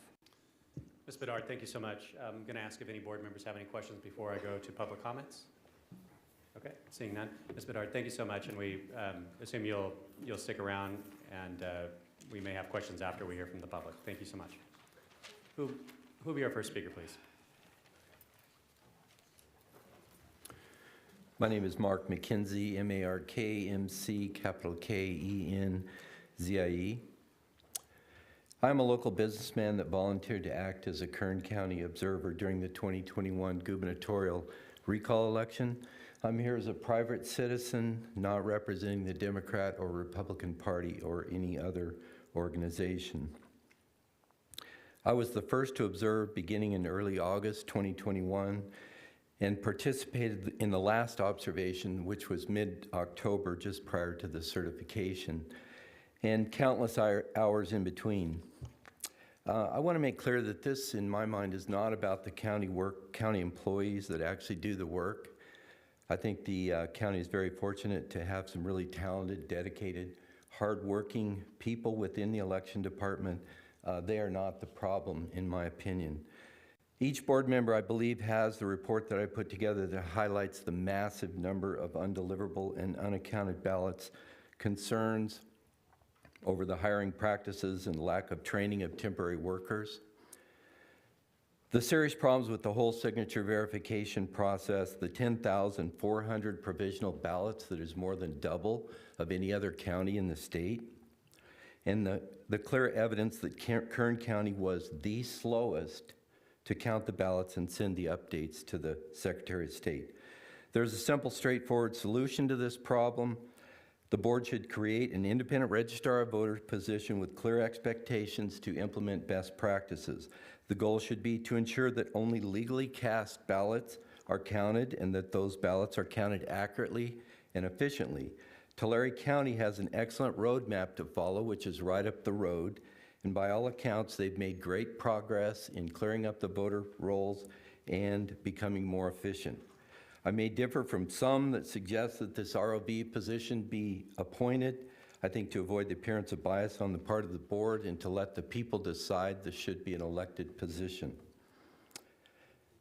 So with that, if there are any questions, I'd be willing to try and answer them at this time or later if you would.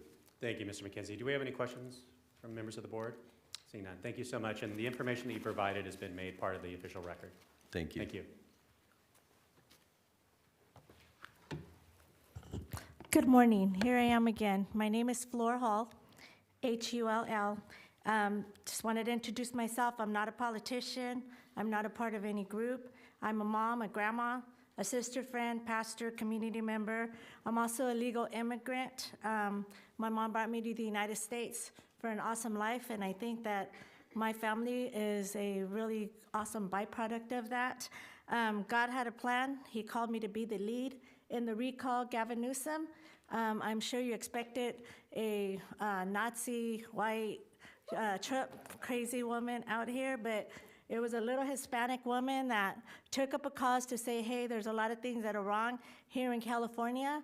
I'm getting affected. Little did I know I was going to lose my job, not because of the recall, but because of the mandates after the recall didn't succeed. And I was in the office. I observed 2 polls, so I'm going to go fast because I know I only got a few minutes. Our team and I collected 58,000 signatures. 90% of us were not part of GOP, GBRA. We were all grassroots movements. We were here. I'm sad and concerned at the direction that elections office was. I observed 2 polls, no training at all. 80% of those provisional ballots were there. People that said, hey, my name's not here.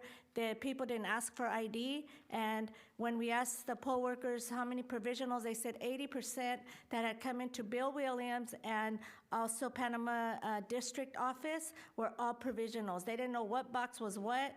They didn't know what they were doing. We actually had to instruct some of them on where to bring the ballots. I mean, it was, I call them the pizza boxes. They look like pizza boxes where the ballots would come. On election night, I observed the 2 polls, Delfina and I. Again, there was a lot of confusion. We both applied to run poll or volunteer in the office. We were never called. We were never recruited. There was a few of us, they never called us, so I don't know if they had preferences. My vote was not counted for weeks, I believe for maybe a month and a half. Kathy Abernathy actually checked for me. My vote was finally counted. On the night of election night, they were abusive to us. They were embarrassing. They did not allow us to talk, whisper. We couldn't look at our phones. They had us in a corral smaller than this. We looked like Ms. Hall, your time's expired. If you could please bring your comments to a close. Okay, to a close, we need to split the position. There's too much power in one position. We need 3 in 1. I'm willing to run.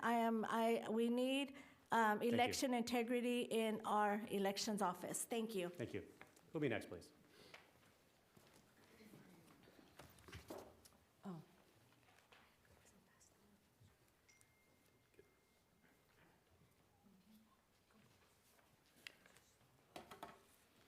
Leilani Tedeschi.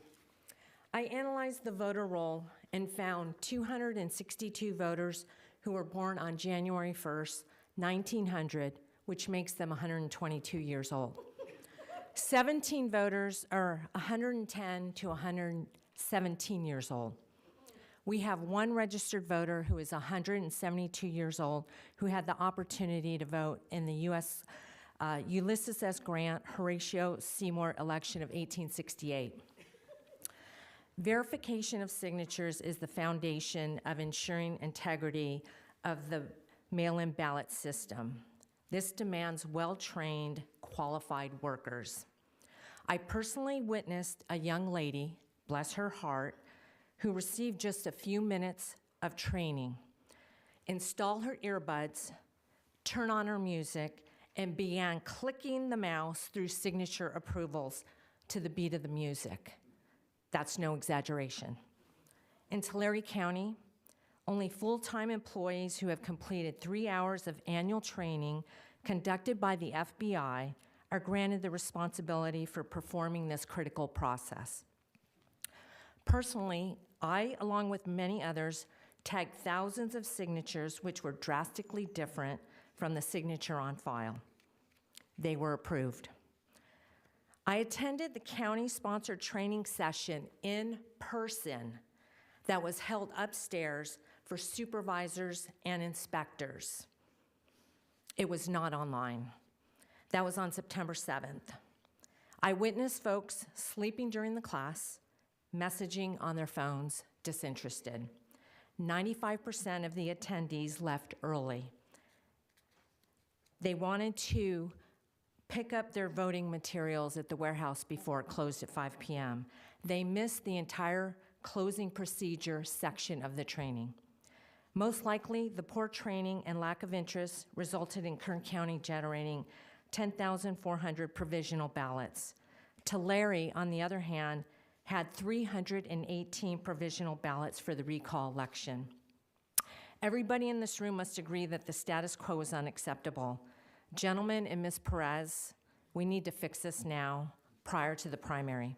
My recommendation is to create an elected position of voter registrar separate from the auditor, controller, clerk that will be held accountable to clean up the voter rolls and implement processes that will remedy these issues. Thank you. Thank you. Next speaker, please.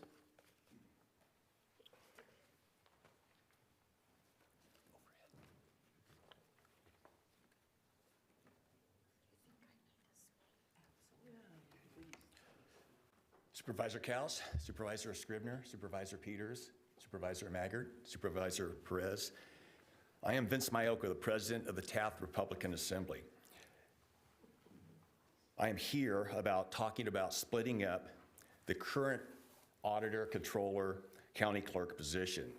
Each of you should have in front of you the 2016 Tulare County Board of Supervisors matter of approval of reorganization of the Register of Voters.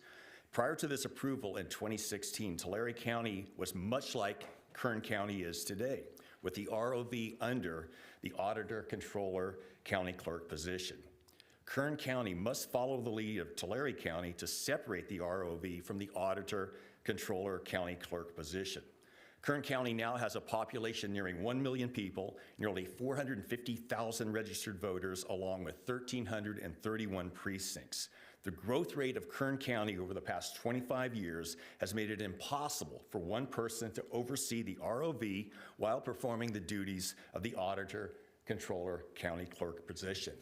On your screen, I'm not going to go in detail on each one of these. There's 3 slides here that describe the job duties of the Register of Voters in Tulare County. Much of these, I'm sure, are the same job duties that are here in Kern County as well, too. It is my understanding that because Kern County is a general law county, we might need California State Legislature approval for the Kern County Board of Supervisors to separate the ROV from the current auditor, controller, county clerk position.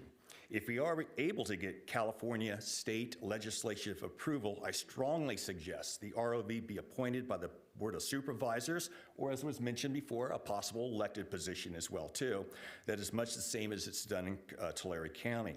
The ROV would be a single sole department that would work at the will of the Kern County Board of Supervisors. The current way things are structured in Kern County, the auditor, controller, county clerk position has way too many responsibilities for just one person.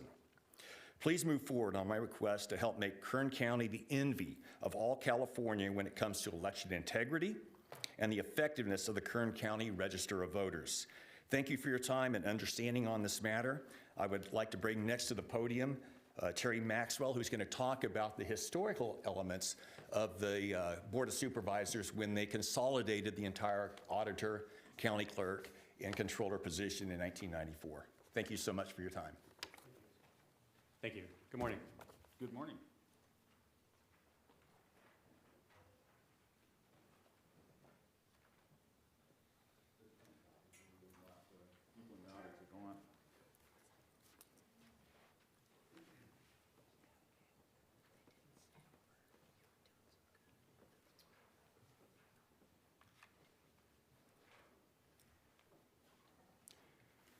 Good morning. Before I get to, my name is Terry Maxwell. I have a little radio program that I do every day, Monday through Friday, 3 to 6. And in spite of what Mary told you about all the efforts to get that word out about how the election process is supposed to go on, I called her office no less than 4 times trying to get her on my program, and each time I never got a phone call back.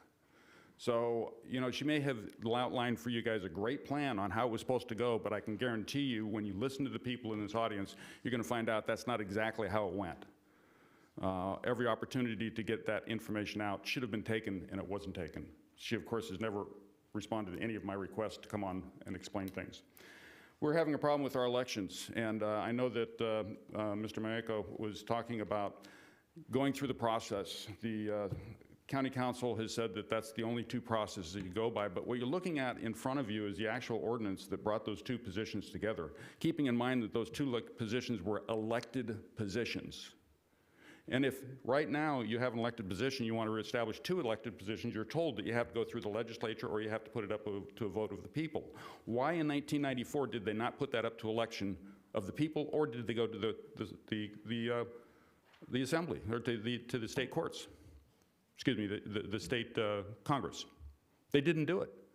Are we currently operating under a illegal ordinance? County Council, I would ask that that be looked at, because currently we may be in violation of the law to begin with, because we never did separate those out in the proper manner that you're supposed to. If it is that, no, we were okay back then to combine those because the only reason they combined those was because to save money, then I agree that we need to go through the process. We've got to do something about our elections. You're going to hear more and more people say that the plan that you heard from Ms. Bedard is not the plan that was actually implemented. And I would say that if we have to go through the process, either through the legislature or through the voting of the people, we need to do it. Thank you. Thank you. I'm going to pause right there. No, this is for County Council. I'm going to go to County Council. Thank you, Mr. Maxwell. I thought you were going to ask me a question. No, maybe later. Mr. Maxwell brought up a point that I think needs to be clarified as far as the processes for making the ROV an appointed position. Now, my understanding is that does require a vote of the people or legislation. However, to make it an elected position, that is a different process. County Council, would you please clarify that? And because I think it speaks exactly to his point about when the 2 were combined back in 1994. Certainly, Chairman Scrivener.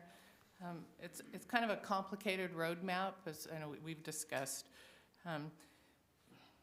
The Registrar of Voters acts under the office of the county clerk by statute. The county clerk in California is an elected position. With special legislation, the Register of Voters can be removed from the office of the county clerk and be appointed by the Board of Supervisors. The existing legislation that allows that lists 13 counties, of which Tulare County is one of those counties, where they are granted legislative authority to have an appointed Registrar of Voters that is a standalone office. Without that legislation, the county clerk serves as the Registrar of Voters. So that's why in Kern County, the Registrar of Voters is part of the county clerk's office.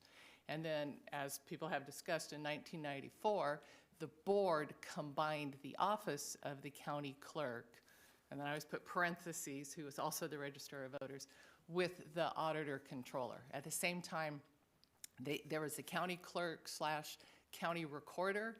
That office was separated into 2 parts. The county recorder was assigned to the auditor controller's office, and the county clerk then went to the auditor controller. So that's how we've, sorry, I'm so sorry. The county recorder went to the assessor's office, where it remains, and then the county clerk went to the auditor controller. And then specifically to the question of making the county clerk Register of Voters an elected position, what is the process for that? It is an elected position. To separate it out from auditor controller. So you could decouple it by ordinance the same way that the 2 offices. Right. But that's what I was getting at, Terry, because what you spoke to specifically, and I'm sorry, I'm talking to her right now. We're one bite at the apple per person. We may want to call you back up, but to the point where to the point of making it an appointed position, that has one pathway. Making an elected position, separating it from auditor controller, that is a different pathway. That's by ordinance. The county clerk's office could be separated from the auditor by way of ordinance. Okay, thank you. Okay, next speaker, please. Right, Supervisor Perez. I can wait till I have a question for council and then for Ms. Bedard, but I'll follow your guide, Zach, as to when to ask him. You're welcome to ask it now, unless you want to wait. He looks teed up. I'll wait. Okay. Well, Supervisor Cox. It's on point to what you were just asking. Describe again, the county clerk can be separated from the auditor controller. but with the county clerk, will it take the ROV with it automatically? Correct. Is that what you're saying? Correct. Okay. Thank you, Supervisor. Next speaker, please. Good morning. Chairman Scribner, Board of Supervisors. My name is Tom Pavich. I am the Kern County person of the Election Integrity Project of California. I'm the coordinator, and the organization has been established since 2010. We have trained over 16,000 volunteers in the state of California in 45 counties. We have filed in the most recent election close to 4,000 affidavits. That's under penalty of perjury for election irregularities. In 1962, the state of California submitted 2.6% of its votes were absentee.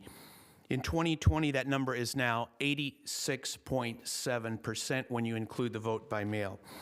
The provisionals in 2016, California now submits 60% of all provisional ballots in the United States. This is not your father's election. We no longer have an election day, we have an election month. Things are different. Election laws have changed, and it's time for change here also. In Kern County, in 2020, there were over 12,000 more votes counted by the Secretary of State than voters recorded as voting. That's according to VoteCal. In 2021, it's estimated that there are about 20,000 undelivered ballots, election ballot envelopes here in Kern County by the U.S. Post Office. So that means those people don't live there, they don't exist, they're dead. There are double registrations, there are deceased voters, there are voters that have moved out of state, and voters that have moved out of the county that are still on the voter rolls. Dirty rolls give you dirty polls. The signature verification system is flawed. I personally witnessed many signatures that bore no resemblance to the signature that was on a signature card. There were many instances where the signature almost looked like it was computer generated. The quality of the penmanship was perfect, and then when you compare it to the registration card, it was a 90-year-old lady that was in a rest home. Mr. Pavich, you've exceeded your time. Please bring your comments to a close. I urge the Board of Supervisors to do your part. Look into the 2020 and the 2021 election. Conduct a forensic audit. See if our claims are accurate. Inspect the voter rolls. Review vote-by-mail signatures that were approved. The Kern County Election Integrity Project of California fully endorses the establishment of a dedicated position of registrar whose sole responsibility is the oversight of the Kern County Elections Department. Thank you. Thank you. Next speaker, please.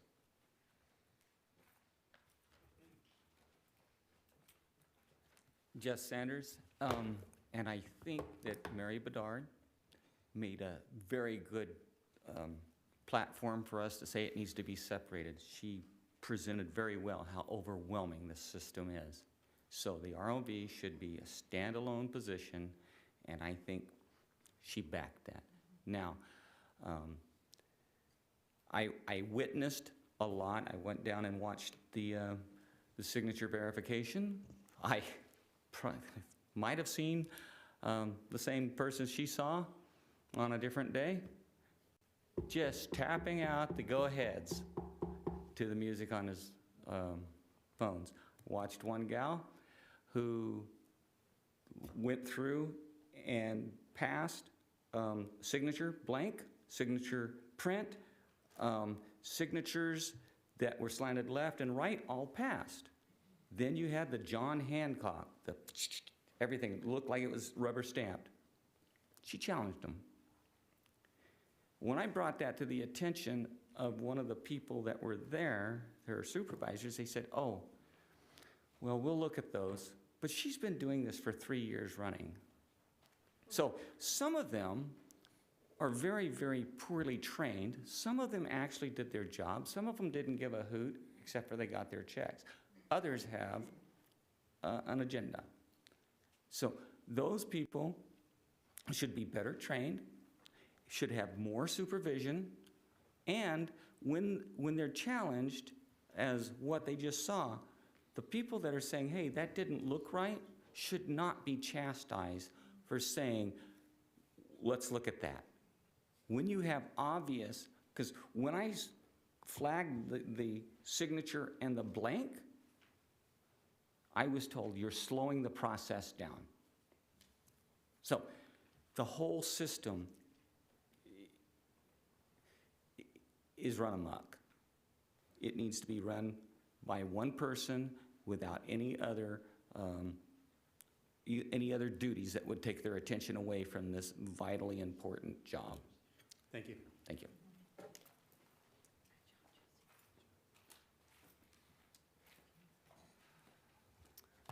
Hello again. It's Jamie Anderson. I'm going to try to do 2 minutes in a 15-hour day. I'm one of those people who was contacted by a temporary agency because I'm an independent contractor and I don't work for anybody but myself. I was contacted September 1st by Apple One and was told that I would be contacted by the elections department to have training. That did not happen. On 9/13, I received an email giving me an assignment that I was going to work as a clerical for the elections and that I was to report to an Adrienne Lane Price at 6 a.m. I arrived at 6 a.m. I asked for Adrienne. Nobody knew where she was.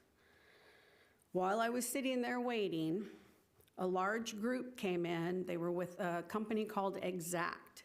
And I kind of was taken aback because they looked very suspect. They were not dressed appropriately, and they looked very unprofessional. And I happened to sit, one of the gentlemen that were there working for that company sat next to me, and we became friendly and we started chatting. And he said he was from LA. And so I immediately, a red flag went up, even though I had no training or experience of being a poll worker. A red flag went up, and I text Diane at Apple One, and I said, why is somebody here from LA? She's all, that's a good question. And so we then went back and filled out some paperwork, and I asked again, where's Adrienne Lane Price? That's who I'm supposed to get my assignment from, and nobody knew where she was. At about 8:30, I sat around for an hour, 2.5 hours before I was finally given an assignment, and they came out and they said, we need somebody to go to Fraser Park. And I said, I'll go if you pay for my gas. So they went back, and whoever talked to whoever, they made the arrangement, and off I went. So while I was at Fraser Park, this is the important part, so I'm going to go over my 2 minutes. While I was at Fraser Park, I arrived, and the gentleman was there with his mother, and he was there alone. And what I observed while I was there was that half of the people coming in did not have their mail-in ballots. They said they never received them, so the majority of them had to do provisional. And it was really confusing because they had a white box and a black box, and they had them right by each other. So me being the way that I am, I said, why don't we move that white box by the door so people don't have to come all the way in and Ms. Keep Anderson, please bring your comments to a close. Your time has expired. In closing, it needs to change. We need to go back to paper ballots. We need voter ID. Why can you go to Walmart, Smart and Final, Target, but you cannot vote in person? The whole mail-in ballot thing needs to go, except for the absentee ballot. Thank you.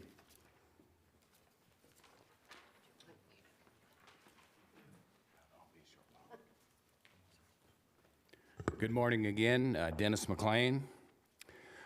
I would first like to thank the board for bringing this topic to the agenda. It's it's well appreciated on our end. I'd like to respond to the election of official. Must be nice to live in a perfect world where, you know, everything goes smooth. Mr. McLean, you're addressing the board. Okay. Thank you. Okay. Well, I'm not real happy with her comment. She must live in a Understand. perfect I world. understand. I was a CEO of a corporation for 25 years and never once had a perfect day. Now I'll start. I stand here before requesting the county to revert back to the in-person voting system that requires a current photo ID to participate. The current mail-in ballot system has brought the opportunity of corrupt voting to its highest level. Anybody who once lived or voted in this county can vote multiple times depending on how many ballots he or she has received. A valid photo ID is a common requirement in today's society. It should be reinstated immediately. During the last governor recall election, I volunteered to be an election observer at 2 polling sites in the Northwest. I observed some confusion and frustration by the election officials and the voting public. Voters said they did not receive a provisional ballot by mail and were not on the voters' registrar list. This had not happened for the last 10 years since voting at that same polling site they had placed. In turn, the provisional ballots were tossed in a pile, counted later, bagged, and returned to the election headquarters, not knowing how they were handled there.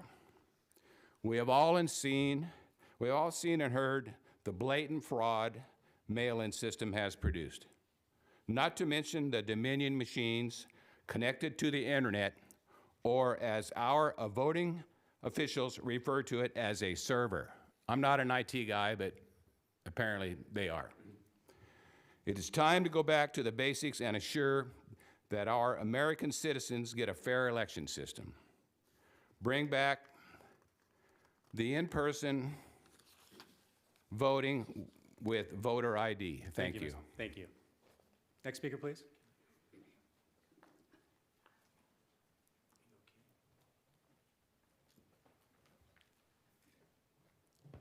Good morning. Morning. I apologize for my voice. I had throat surgery and I lost some of my vocal cords, but bear with me. We can hear you fine. Thank you. Okay, my name is Phyllis, Phyllis, Branch, Branch. I have been a poll worker since the early 2000s, and I'm still sane. I worked the recall election. I signed up to be a clerk, but I ended up being a site supervisor. I waited, I did the training class on the computer. It was not a good training class. The lady that was doing it was very nice, but she seemed to care more about telling jokes than she did the training. After the training class, even with all of my experience, I felt that I had not been trained. I had to, after the class, I had to go to a website to order a manual that I could read and study. I could not get through on the website. I had to call, and I waited for over an hour before someone answered. They had to mail the manual to me that I barely got in time before the election. I waited to hear from the inspector about setup, the time to go to the site the night before to do the setup. The call never came. I found out that she had quit. I did not know who the replacement was. I had to call into the office again. I waited online for an hour. I finally talked to someone. They gave me the name and the number. I did call her. She had never worked the election before. She knew nothing about what she was supposed to do. She didn't even know about setup. Luckily, some of the other people who had never worked the election before went to the site and did some setup. They did the best they could without knowing what to do. They did not call me, so I did not even know that they were down there doing that. There were mistakes made, but they at least tried. When I got to the site the next morning, all of the people there were brand new. Nobody knew what they were doing or how to do it. Ms. Branch, you've exceeded your time. If you could please bring your comments to a close. Thank you. Thank you. The bottom line is, you know, if you don't have that good training, if you can't get the good, reliable workers, none of this is going to work. Thank you. The good poll workers will quit because they have such a mess to work with. And we want to work with the elections office. We want to help come to solutions. We really do. Thank you, Ms. Branch. So thank you. Thank you. Next speaker, please.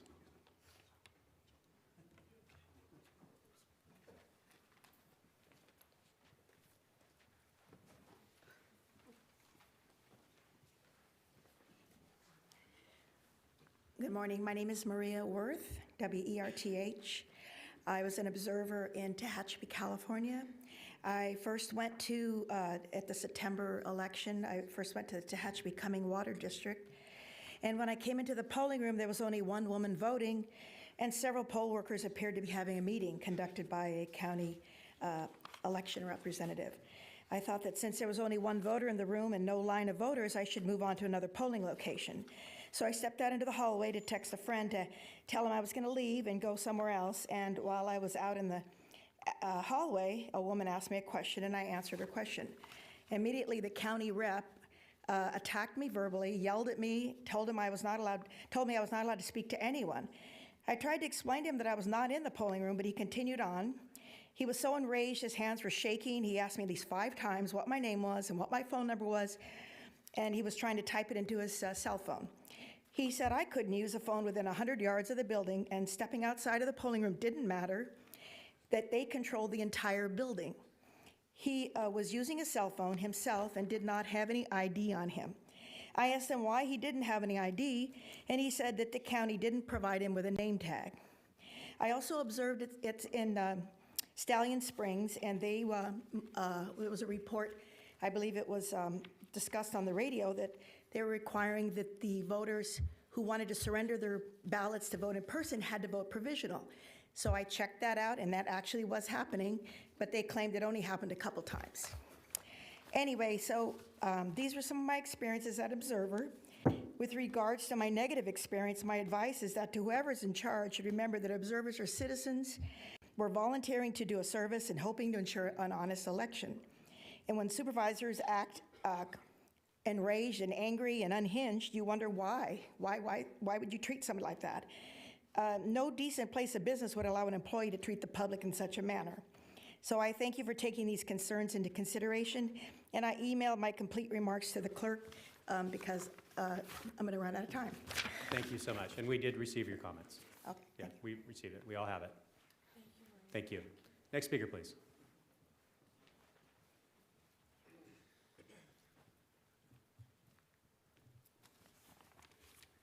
Good morning. Good morning, Mr. Chairman, members of the board. My name is Greg Perrone, and I did speak before you on the February 8th meeting. And when I left that meeting, Ms. Perez gave me something that stuck in my mind, and I just wanted to expand on that a little bit. And she had mentioned, and I'm paraphrasing here, that it's possible that given the situation that kids can stay on the voter rolls for decades. Decades seems a little bit excessive to me, so I went back and I checked.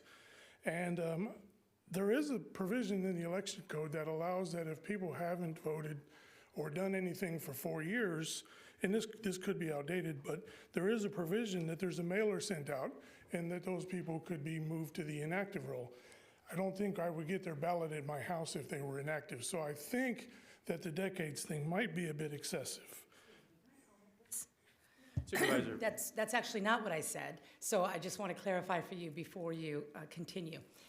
What I said was when kids go away to school, often they remain on their parents' voter or on the voter rolls at home because that remains their legal domicile. Yes. Okay? Yep. And they sometimes don't re-register when they're going away at some UC. That's actually what I said. You did. If I gave the implication that it was for decades, I apologize. No apology necessary. That's why I went and did some head scratching and go, let me check on this. Okay, my statement remains accurate though, sir. Thank you. It's on the record anyway. So I did some checking of the voter rolls. Took me less than a half an hour, and I got halfway through the letter A, and I found 20 duplicates on the voter rolls. Duplicates being same first name, last name, street address, and birth date. So I just checking that 20 halfway through the letter A. So how many more are there on that? Also, in support of Ms. Tedeschi's comments, I found 296 people born January 1st, 1900. That's probably a data error, but it does suggest that the voter rolls aren't being addressed. They're not being looked at. I thought I saw Moses and Noah on the voter roll, but I was mistaken. Those were on the LA County voter roll. So given the small sample size of this very large voter roll, I would challenge the statement that it's not about the registration. To Mr. Pavich's point, dirty rolls, dirty polls. If the rolls are not cleaned up accordingly in accordance with the law, the likelihood of integrity issues is going to continue. A position of this magnitude, I can tell you from firsthand experience, should be split out. I'm the general manager, I'm the finance manager, I'm the safety manager, I'm the quality manager, and I'm the HR manager of a company. All my boss cares about is the dollars. All the other stuff is secondary. And to Ms. Bedard's point, the election season ramps up. They borrow people from other areas of the office. That doesn't suggest that elections are given a priority. So I just want to close with this. I come before you asking that the board consider separating out the registrar of voters, however that has to be, whether it be through state legislation or not. Thank you very much for your time. Thank you, sir. Next speaker, please. Good morning. Good morning. My name is Christina Irvin, and I volunteered as a poll watcher on election day for the recall. And the site that I was at, the people that I was sitting behind, they had no clue what they were supposed to do. They did not request that when a voter came in, that they surrender their ballot. And that's just like basic. And I kept saying, wait, guys, they're supposed to surrender the ballot. No, it's their ballot. They don't have to surrender it. And we just kept going back and forth.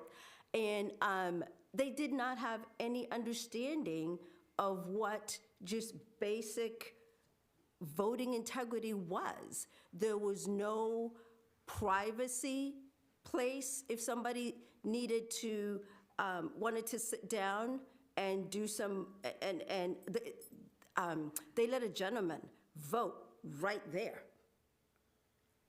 When he came to pick up his ballot, of course he didn't have to surrender it, they just said, okay, you can vote right here. And I said, what are you talking about? This is a private situation. And they just did not understand. There were no tables for privacy. There was no separation for when people came to vote or needed assistance to vote. That's what I'm trying to say. There was no privacy provided there. I did actually manage to speak to the regional director, and he provided some privacy. But that was after some going back and forth. I called the election integrity project person that had trained me and said, what do I do? And they said, just go ahead and help them, because they had no idea what to do. My biggest thing that really appalled me was that they did not understand the need for voters to surrender their ballots. And that to me was just absolutely appalling. So more training needs to happen, serious training. Thank you for your comments. I have a question for her. Supervisor Sorry. Perez? Can I ask you a question? Yes. I think I heard you say a moment ago that you communicated with election integrity and that they had provided you training? Yes, Okay, yes. thank you. Next speaker, please. Good morning. Good morning. My name is Richard Beyer, B-E-Y-E-R. On September 14th, I worked for the Election Integrity Project in Tehachapi. It was brought to my attention that there was a problem up in the Bear Valley area at the country club. I went up there and introduced myself, and I mentioned that I heard that the polling place did not open in time in the morning. The person there that was the election supervisor for the county, he got very agitated and got in my face about it, and he made me get out of the building, out of the room, into the next area, which effectively closed me out of what was going on in there. He left the room for a few minutes. Another person who said that he was the supervisor at the polling place said that this did not happen. He was apologizing for the first person's, the way he acted. So, okay, I stayed there for a few more minutes and then I left. I went down to the next polling place, which is several miles down the road, still in Bear Valley. I introduced myself to the supervisor there. She asked, right off the bat, she asked me, well, who's working up in the country club? And I said, well, there was a couple people there. So I sat down and I was just watching what was going on. It was fairly quiet. The next thing I knew, the county supervisor comes in, he runs right for me and gets right in my face, did not like where I was sitting. I was about 20 feet away from the polling table. So I moved over where he wanted me. I sat there and we're just watching what's going on. He comes back and gets right in my face and is yelling like he's just very aggressive, very agitated, and he did have a mask on. I had contact with him. I didn't react to him, and then he left, and then a few minutes later, I left. But it was a very lack of civility, lack of respect to anybody who was just there, and I was acting as an observer, and this is my experience there. Thank you, sir. Thank you very much. Thank you.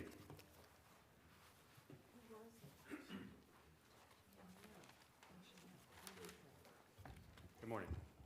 Hi, my name is Don Musser. I'm M-U-S-S-E-R.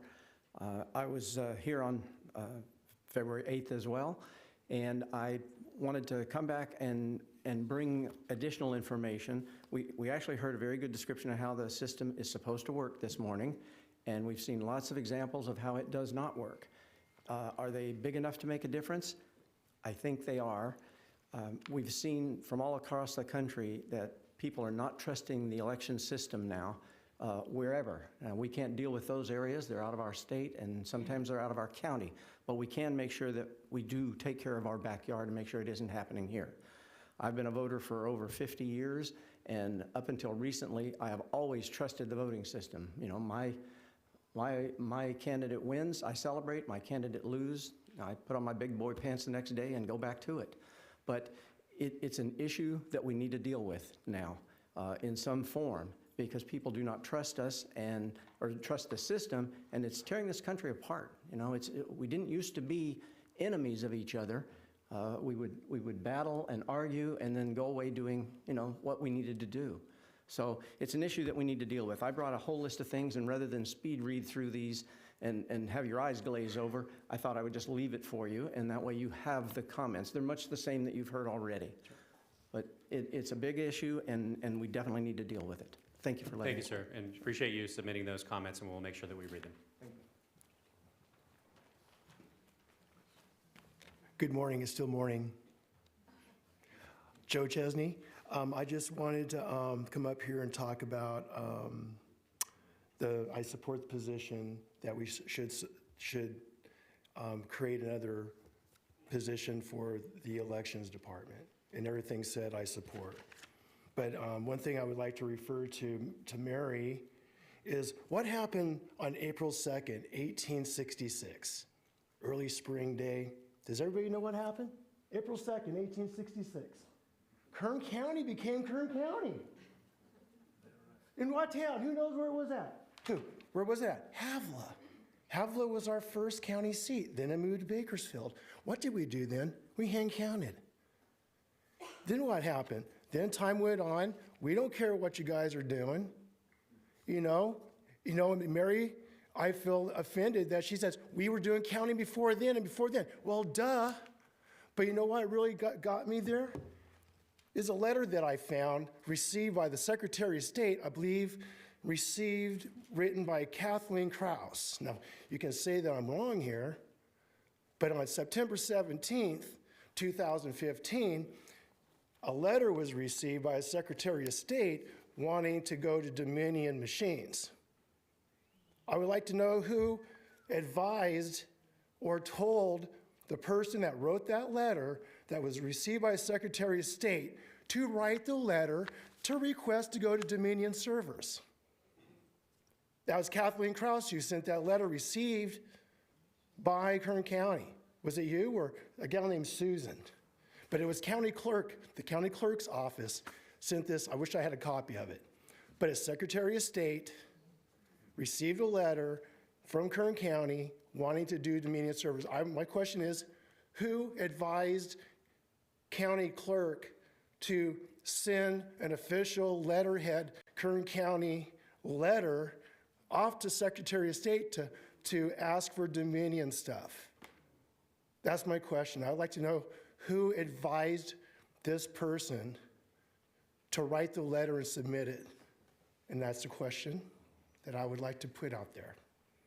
Thank you, Mr. Chesney. If we have your contact information, which I believe we do, then we'll work to get you an answer to that question. Yeah, Thank you. Yes, I would like to. Here's my information Great. for. You can hand that to Mr. Alsop right there, and he'll make sure that we get it. Thank you. Next speaker, please.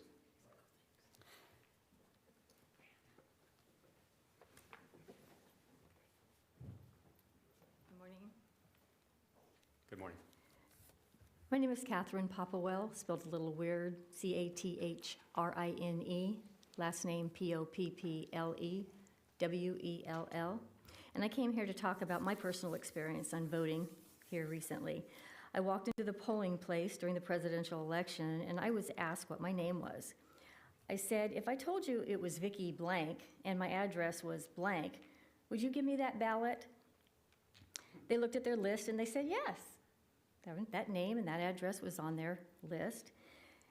Well, they were shocked when I told them that the information was not correct, that yet they were willing to give me my neighbor's ballot. That was my opportunity to have a discussion with the poll workers and ask them to use their own good common sense in considering voter ID.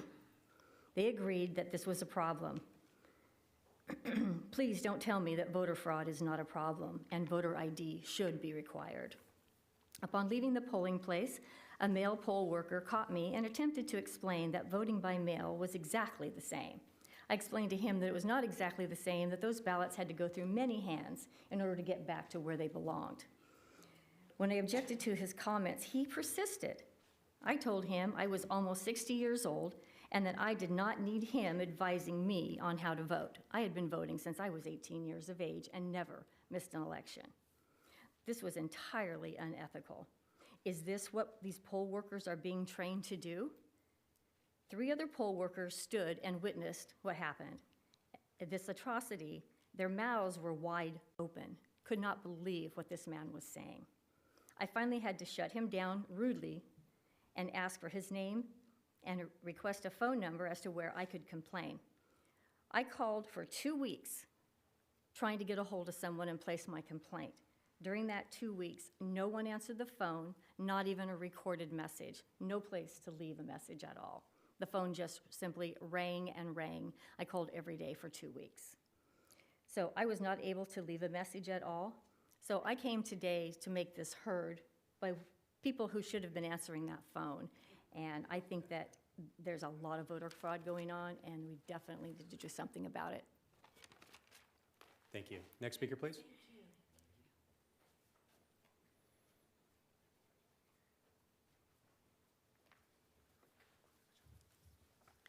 My name is Tanya Pyle, and I became a poll observer because I care a lot about election integrity. Back in the 80s, I did work as an election official, and at that time, someone did come in and was observing, and I did ask the person, official next to me, well, who's that? And they said, it's a poll observer. And I thought, oh, okay.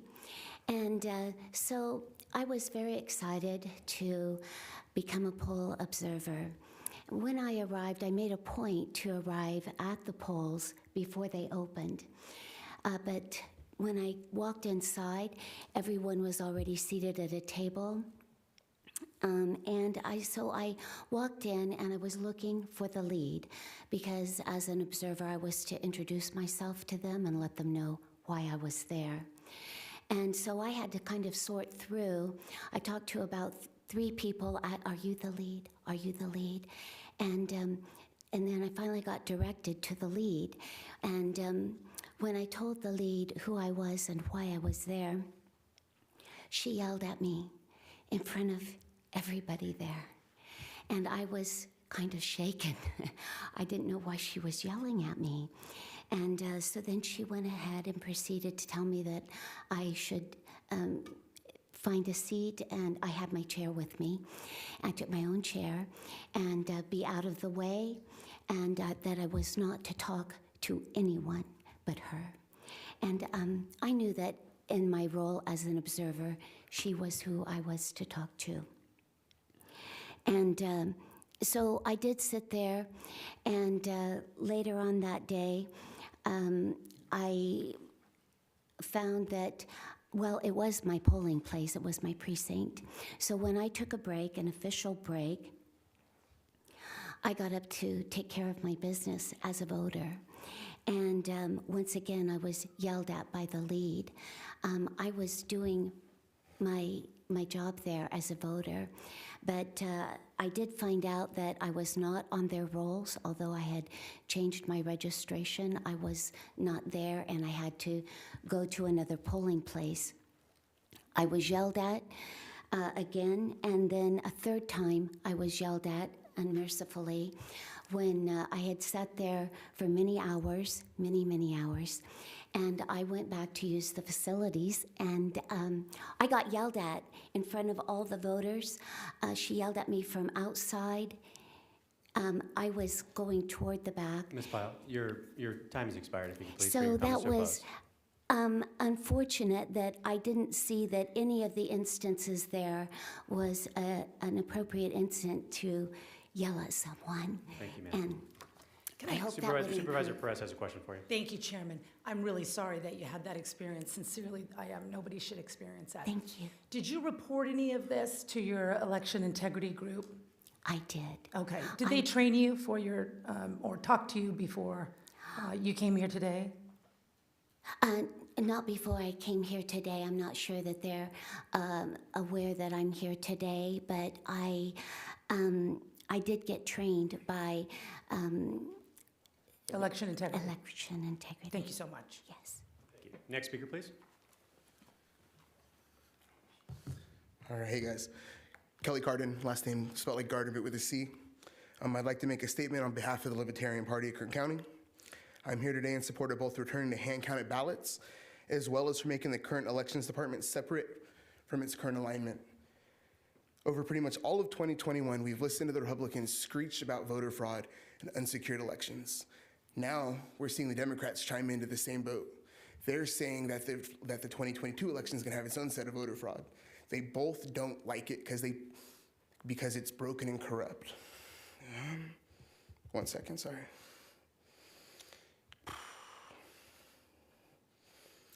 They're beginning to cast doubt on the integrity of elections that just a year ago they swore were secure. Voting machines that are attached to servers are not secure. The top 63 data breaches that we've had in our history has exposed billions of pieces of information from ordinary Americans' lives, from the lives of everyday citizens. Bank info, usernames with passwords, Nintendo accounts, medical information, travel info, even what adult videos you're watching. They've hacked all of that. Those are just the top 63. We average around 450 of these a year. To think that our elections are possibly secure is laughable, and it requires action. So I ask that this board would move to becoming the next county in California to return to hand-counted ballots. This is an issue we can certainly lead on. As for separating the election department, I think they're standing for that too. A duty as important as this should not be overburdened with a position that encompasses too many responsibilities. Like all the issues that have been addressed, I would like to bring up one more. During the last election cycle, there were definitely irregularities. The voter guides went out several days late, which of course empowers incumbent positions. And I'm sure that no one on this board wants that. I would like to also share a story that I witnessed during 2020 in the height of the pandemic when I went to vote.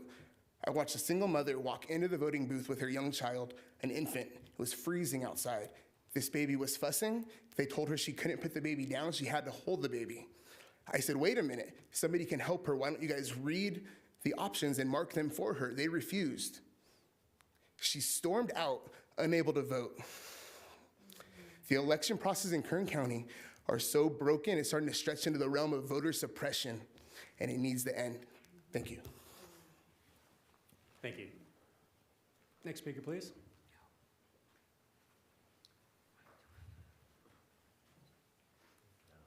I was almost going to say good afternoon, we're close. Again, Duetta Ann Riley, DUETTAANNEREILLY.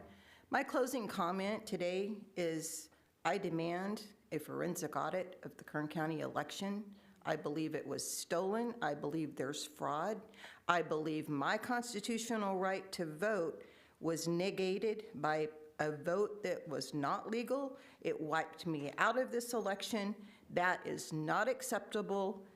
I would be willing and available to meet with anyone in that department and conduct the audit under your supervision and do it myself and not charge you a dime. But we're going to get to the bottom of 2020 because Trump won, and we're going to prove it to you.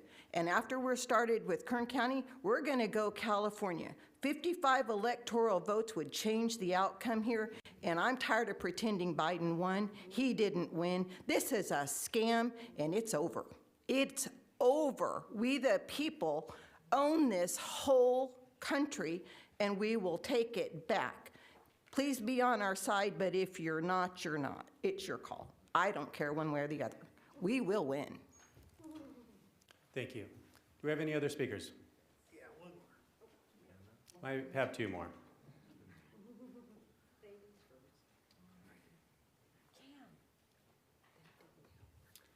Good morning. Hello. My name is Anna Moreno, and I observed the recall election from August 26th to about October 13th. The election was certified on October 15th. And I think extra help employees for signature verification should not be allowed anymore. I'm convinced that they do not understand the importance of this job. As several people mentioned, these individuals showed up to their job with earbuds. A lot of, not all of them, but quite a bit of them, which would impact, an election result. They were checking their phones. Some were responding. You could tell they were responding to their messages. They even had these little wrist phones. I don't know what they're called. There were days too when there was music played, and you could see how it affected some of the employees.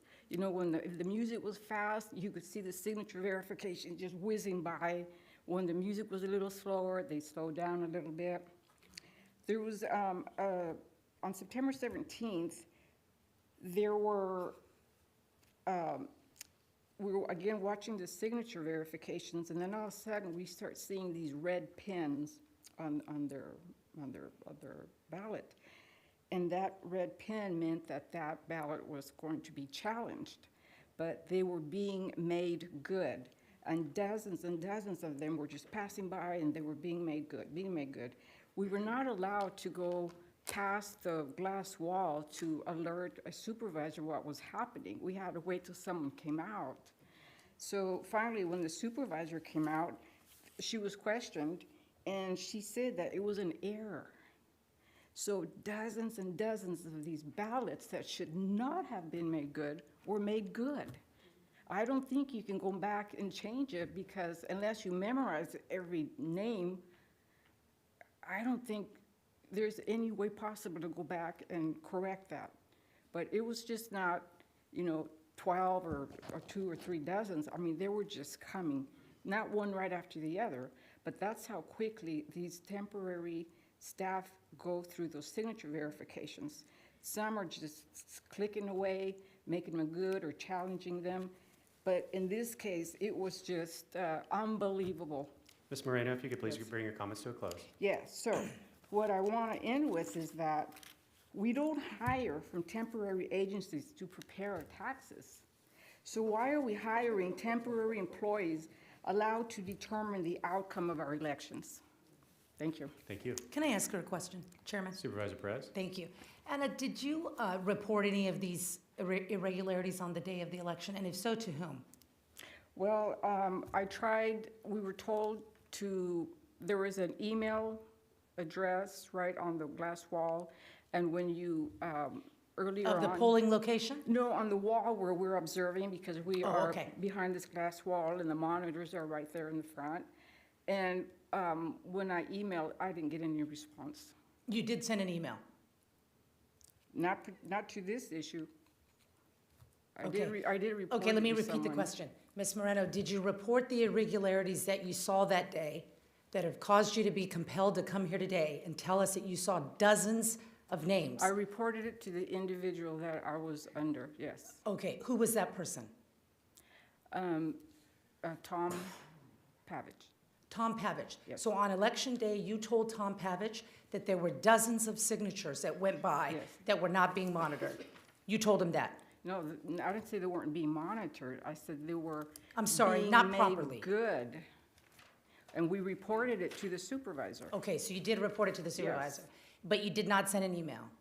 No, because we reported it to the supervisor. Got it. Did you report it to anybody else, like No. this election integrity group? Yes, I did, to Got the it. person in charge. Got it, that's what I thought, thanks. Okay. Thank you. Next speaker, please.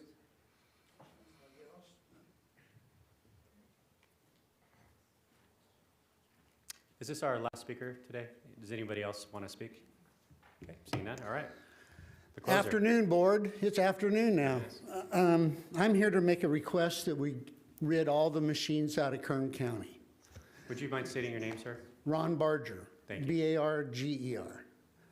I'm going to give a small example. In Colorado, there's a lady named Tina Peters, who's the county clerk there, and she recorded the election before the machine company came in right after the election and erased it, which they were supposed to stay on file for 22 months, okay? And it's very simple that that's documented. And what I'm requesting is that you look into Mike Lindell on frankspeech.com, and he has a 70-page document referring to the Dominion machines themselves and how many fraudulent actions were taken that took place through the 2020 election. And it's on there right now. You can click onto it and go right to the third spot down, and it'll state where you go to read those documents. Very interesting. Thank you. Thank you, sir. All right, so that concludes our public comments. I'm going to return to the board. And Supervisor Perez, you had punched in earlier. Do you still I want to did, go? I'll be real quick, thank Thank you.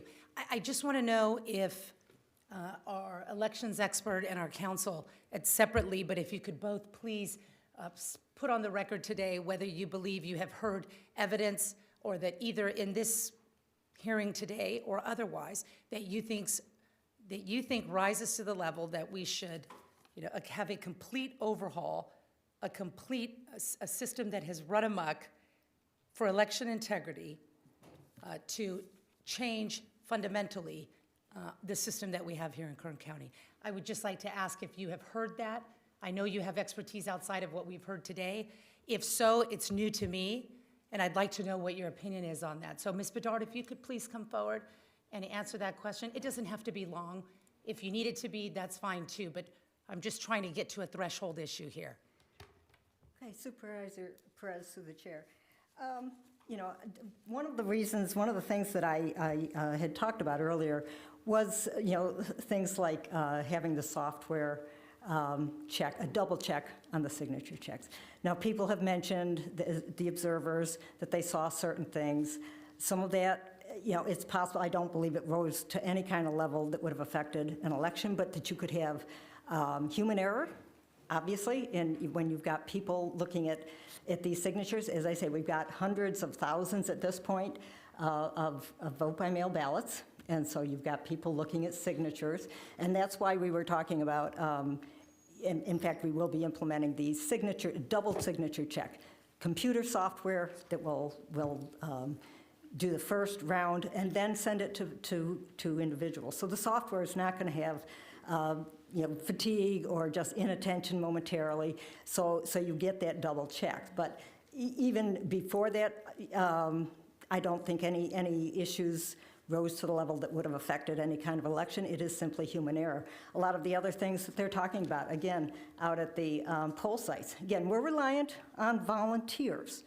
And again, as I said, particularly in the recall, but even in 2020, again, with COVID, we had difficulty getting volunteers. A lot of the volunteers were new. We lost a lot of our experienced volunteers. And that's why we have also been looking at ways to get volunteers. We're going out more to the public and outreach, but also we have been in discussions with the county administrative office on ways to have more, you know, a professional level of staffing at the poll sites to alleviate any of these issues where you may have issues with volunteers, perhaps whether they don't understand or whether there's just miscommunication, but to have a more professional level of staffing at the poll sites. So I think we are able to address any of these issues, but again, I don't believe any of these issues rose to the level of anything that would have affected the outcome of an election. Very good. You heard people indicate today that they believe, and I think sincerely, that the election was stolen, and people have the right to believe whatever they want. I don't shame anyone for their beliefs. Do you believe that to be true? Not at all. The system has controls within it. The computer, the tabulators that tabulate the votes are tested. They're tested before we even can buy them. We test them under state law. We have tests of them you know, before the election. And we also, again, as I mentioned, the 1% manual tally, where we actually do compare a hand count of 1% of the ballots, not 100%, but of 1% of the ballots and of the precincts, and then compare that to what the tabulator. What about the rejection rate from 2020? Listen, in the audience, please abstain from commenting. Everybody's had their chance. Sir, I will remove you. I will remove you from this board. No more comments from the audience. I will have to clear the room so we can conduct this properly. We will not tolerate intimidation of our staff. We won't tolerate it.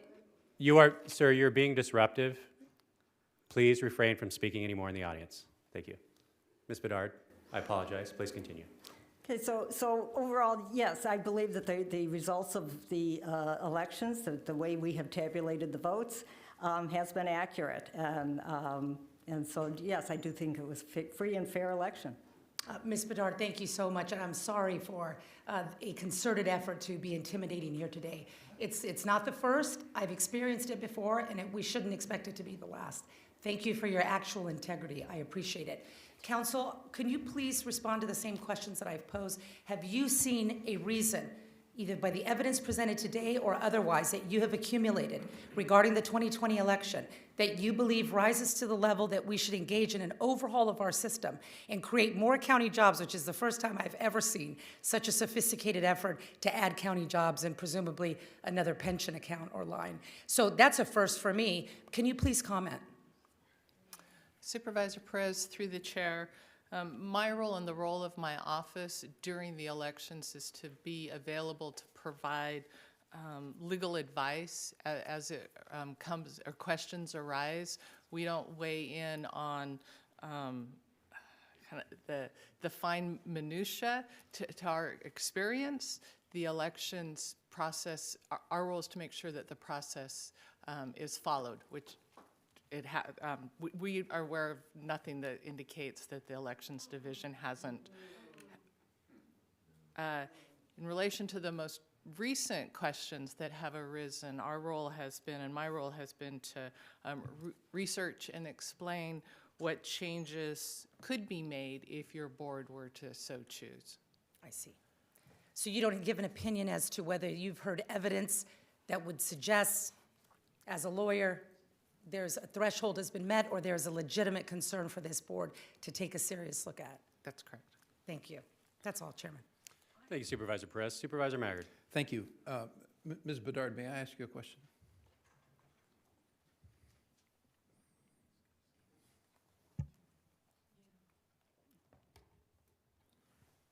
Good morning, or good afternoon, I guess.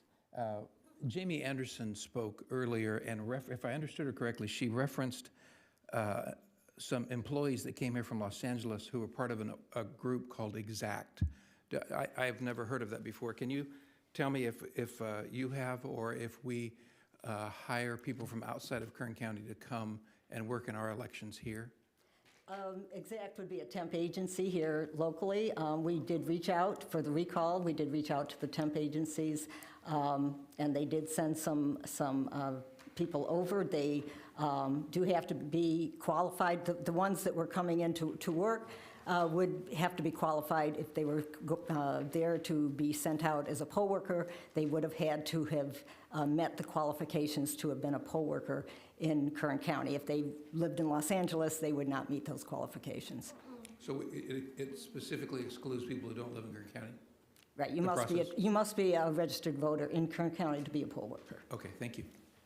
Can I say something? The public comment period is closed, where this is now the board. If a board member wants to recognize you for any questions, they're able to do so. But I'm going to go to Supervisor Couch. Ma'am, please refrain from speaking right now. The board, this is the time for the board to ask questions. Supervisor Couch. I don't think we're going to solve anything today, but I hope that this conversation doesn't end today either. Ms. Bedard, you heard a lot of different complaints, various types, and I'll just give you two, for example, that signatures were being on ballots were being passed through that really didn't resemble the signature on file, allegedly. Also treatment by, I don't know if it's county staff, I doubt if it is. I think it's probably some people who are volunteers perhaps that maybe get, you know what? I would like to just have a conversation here, and I hope you'll appreciate that I'm doing that. Thank you. Whoever it is that's not being courteous and professional, take all these different kinds of complaints. How many of those got to you and your level in a report, or whether it's a verbal report or a written report or what have you, from all the people in your department or all the people that were volunteering that you knew about?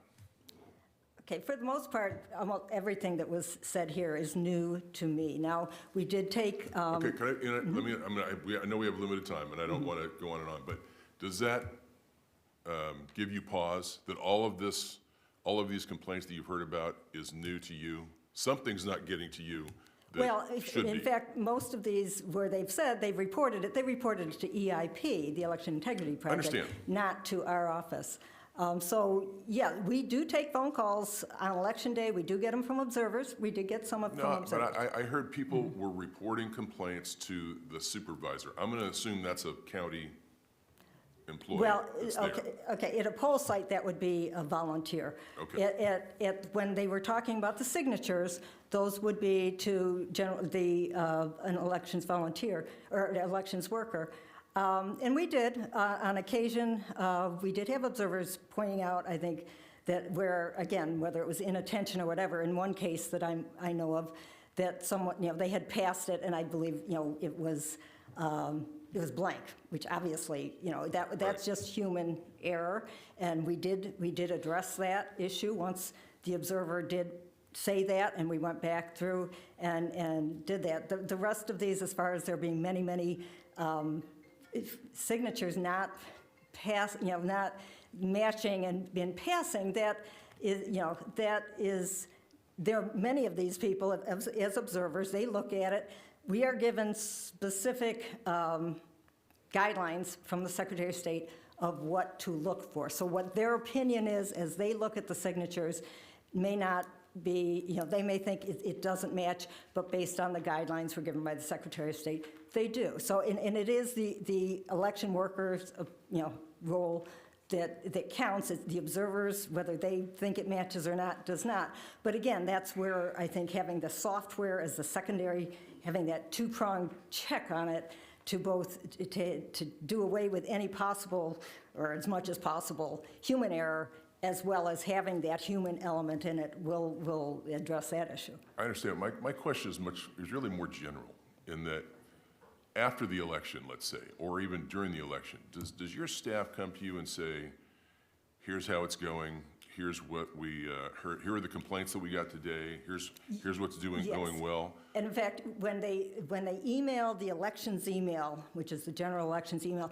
I am actually on all of those emails. I get all of those emails, so it's not a matter of them talking to, or emailing staff, or staff not addressing it with me.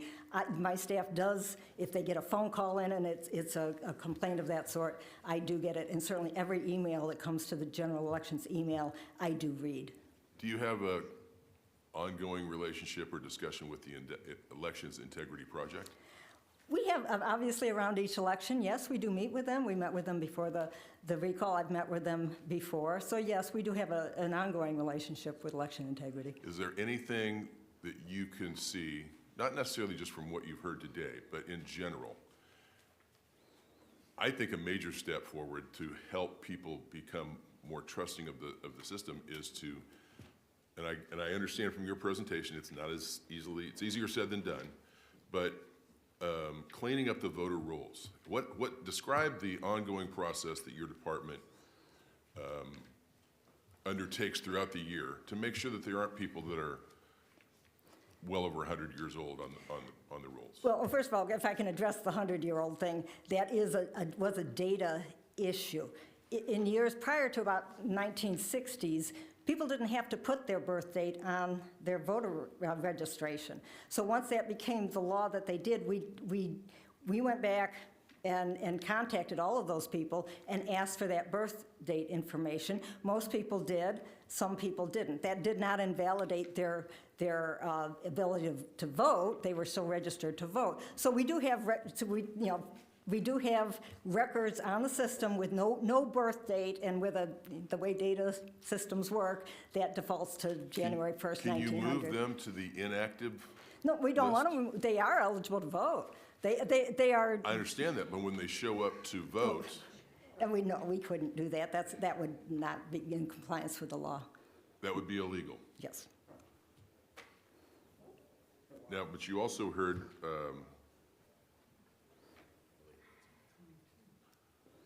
well, let me back up for a second. Describe for me how long you can allow someone to be on the voter rolls, or how soon they can be removed if they stop voting entirely. Not if they stop voting entirely. If we move them to the inactive roll because of a change of address, and we aren't able to confirm and be able to eliminate them, there is a process as far as contacting. Again, takes many years, and I know there are discussions with other counties on how to go about doing that. I thought I heard a comment that said, which I thought was rather short, in 4 years. But that's not just based on not voting. There's many other criteria. Yes. Is there somebody or a team in the office that goes through there that looks for that criteria and who can or should be removed? Basically, we have been in discussions with it, but again, mostly, these would be people who are already moved to the inactive role. I understand that, but And- is and there an then- yes, ongoing and process? we are in discussions on what we can do, and also with, conversations with the Secretary of State's office on what we could do. There was a comment made earlier that in going through, I think the gentleman said starting in the A's, you got about halfway through and you saw 10, 20, whatever it was, of people with same name, same first name, last name, address, everything. Are we contacting them? Are they getting two ballots? There are things that are flagged. We do get flagged, because that would generally mean, well, those major items may be the same, other information is not. And so we do get information that is flagged, and a lot of it comes from the Secretary of State's office, where it's similar, if you've got similar information. So maybe even it's the same name, address, but the birth date is slightly off. Maybe it was a typo, so maybe it's the same, the same person, but maybe it's two separate people living in the same household. If you have same first name, same last name, same address, and same birth date twice, are you allowed to remove one of them? We do investigate anything like that, anything because No, those get flagged, and we would, yes. If we identify it, we do have to investigate it if they've registered. Again, if they were, all information was identical, it would go in as one voter registration. There would apparently be some piece of information in there that's different. We do investigate those, yes, we do. And we will remove, eliminate the one if it's a duplicate, we do eliminate. Is there an ongoing process to just take out those ones that Yes. are duplicative? Yes. Then how are they still there, I guess is my...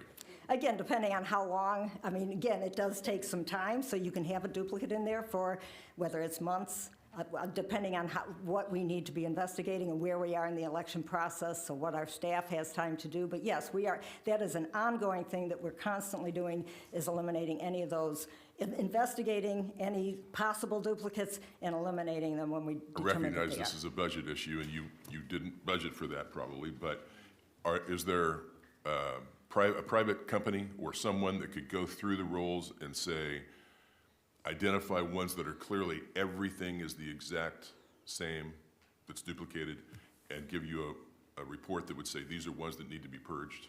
Well, basically what we get is from the Secretary of State's office, they alert us to ones that could be duplicates, and then it's up to us to investigate it. I'm not aware of any company that would do that for us, but we do get that information. They are flagged, and we, on a regular basis, we get these lists from the Secretary of State's office. Sometimes it's possible that it's both in our county and a different county. And so, are they registered in both counties? No, or both in ours? What I'm drilling down on is the report, or the comment that our voter rolls, you see people with the same name, first name, last name, address, age, or date of birth rather, And on our yes, and rolls. we constantly do review those, yes. We review, again, the system flags them for us, so we're not going down through our entire voter roll, but where there are pieces of information duplicate, yes, they are flagged and we do review I them. probably shouldn't spend this much time, but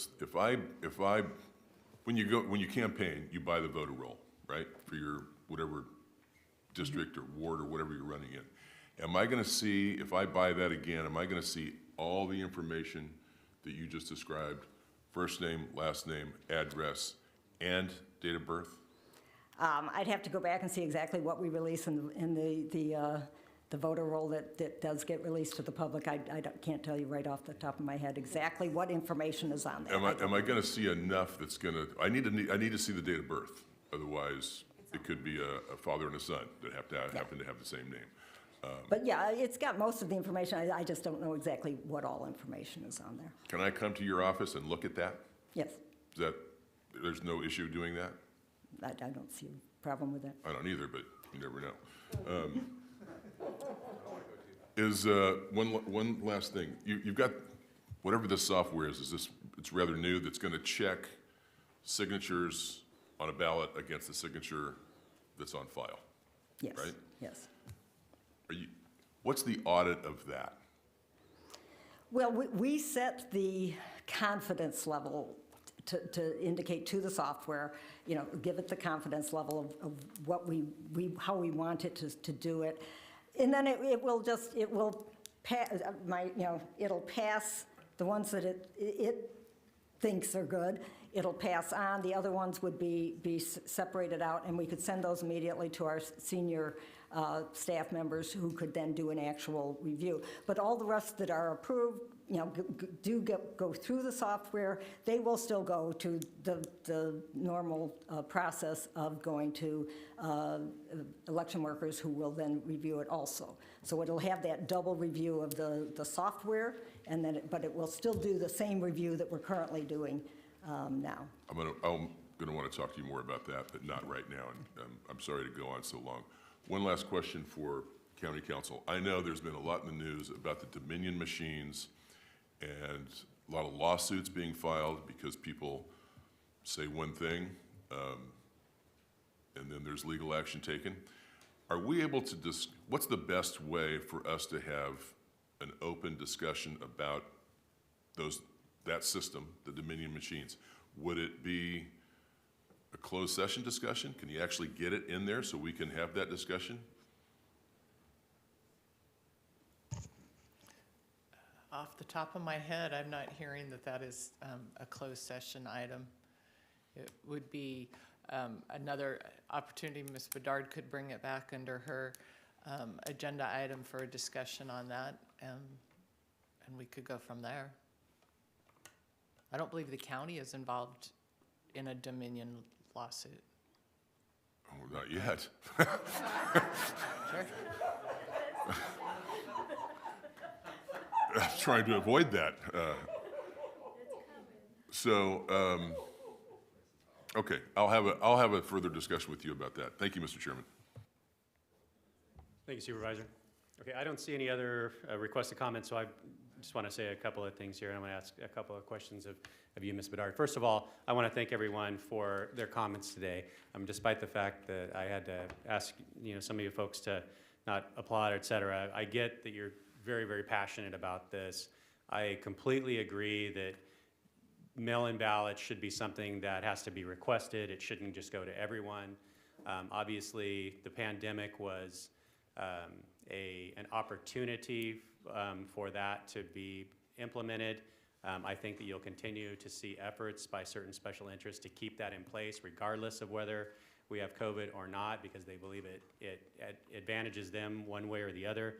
But that was the system that we were operating under, not by our choice the last couple of election cycles, and I think that caused a lot more problems and was difficult to manage. I don't know, Ms. Bedard, you may agree with me on that, that the mail-in ballots was something very different and presented some challenges. Also, the voter ID, yes, I think people should have to show ID to vote, but that's not something that we can implement here locally. Those are, these are laws. Well, I think someone just asked a question, so I'll ask either County Council or Ms. Bedard. The rule to show ID, could we implement that locally? No. And why is that? Well, under California law, we can't require it. Now, we do, there is one instance where we are required to see ID, and that is under federal law for the first-time voter in a federal election. We do ask for ID at the poll sites, and we are required to. But other than that, under California law, we're not allowed. Okay, thank you for that. Just some questions for you, Ms. Bedard, and thank you for your presentation. And I know that you had a lot of these questions and concerns relayed to you by being able to watch the meeting that we had prior. A lot of the materials that were provided to actually all the materials provided to the board have been provided to you by various individuals that had numbers that they cited and things that raised concerns. This question of the number of provisional ballots that we had in Kern County being so much higher than other counties. Did you address that specifically, or can you address that specifically? Yes. Because the numbers that I saw were well over twice the next county in line, and then the third one was way lower. Why did we have so many? Okay, in 2020 especially, but to a lesser extent in 2021, but in 2020, due to COVID, I mean, you had the vote center counties, the ones that were already set up as vote center counties before COVID, and they were designed, they're designed to be able to handle the mail ballots. They had the equipment and everything. Some other counties also had that equipment. So there was, again, under special COVID laws, rules, counties could be sort of a quasi-vote center. And so again, they didn't have traditional poll places. And so, again, that most of those would have already had that equipment. There were only, I believe it was 14 counties in the end that maintained the full traditional poll place structure in 2020.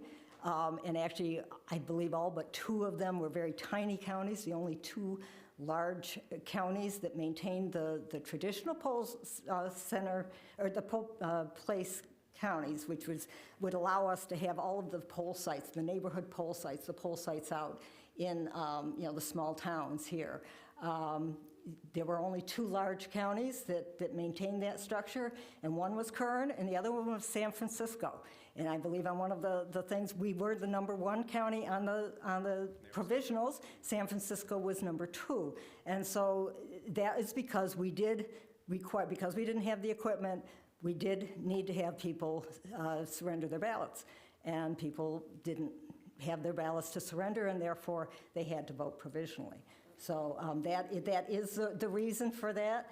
And then now, because we are getting this new equipment, because the state now has put that as permanent, that we will be mailing ballots to all active registered voters, and we are getting that new equipment that will allow us to be able to tell voters they do not have to surrender their ballots. I'm not absolutely certain we'll have it in place for June. We believe we will, but I don't want to tell people that they won't have to surrender their ballots just yet until we're sure. But certainly we hope by June, and definitely by November, they will no longer have to surrender their ballots. The poll workers will be able to identify whether or not they've already mailed their ballot, and if they haven't, then they could vote regularly at the polls. But that is the reason why Kern was #1 and San Francisco was #2 in provisionals. Okay, thank you.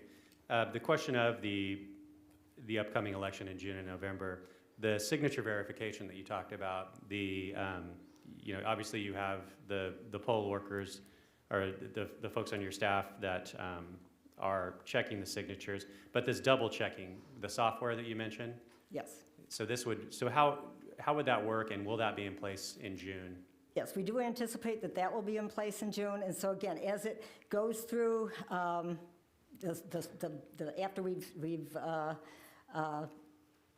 it goes through the sorter, it scans the signature in, and then there is actually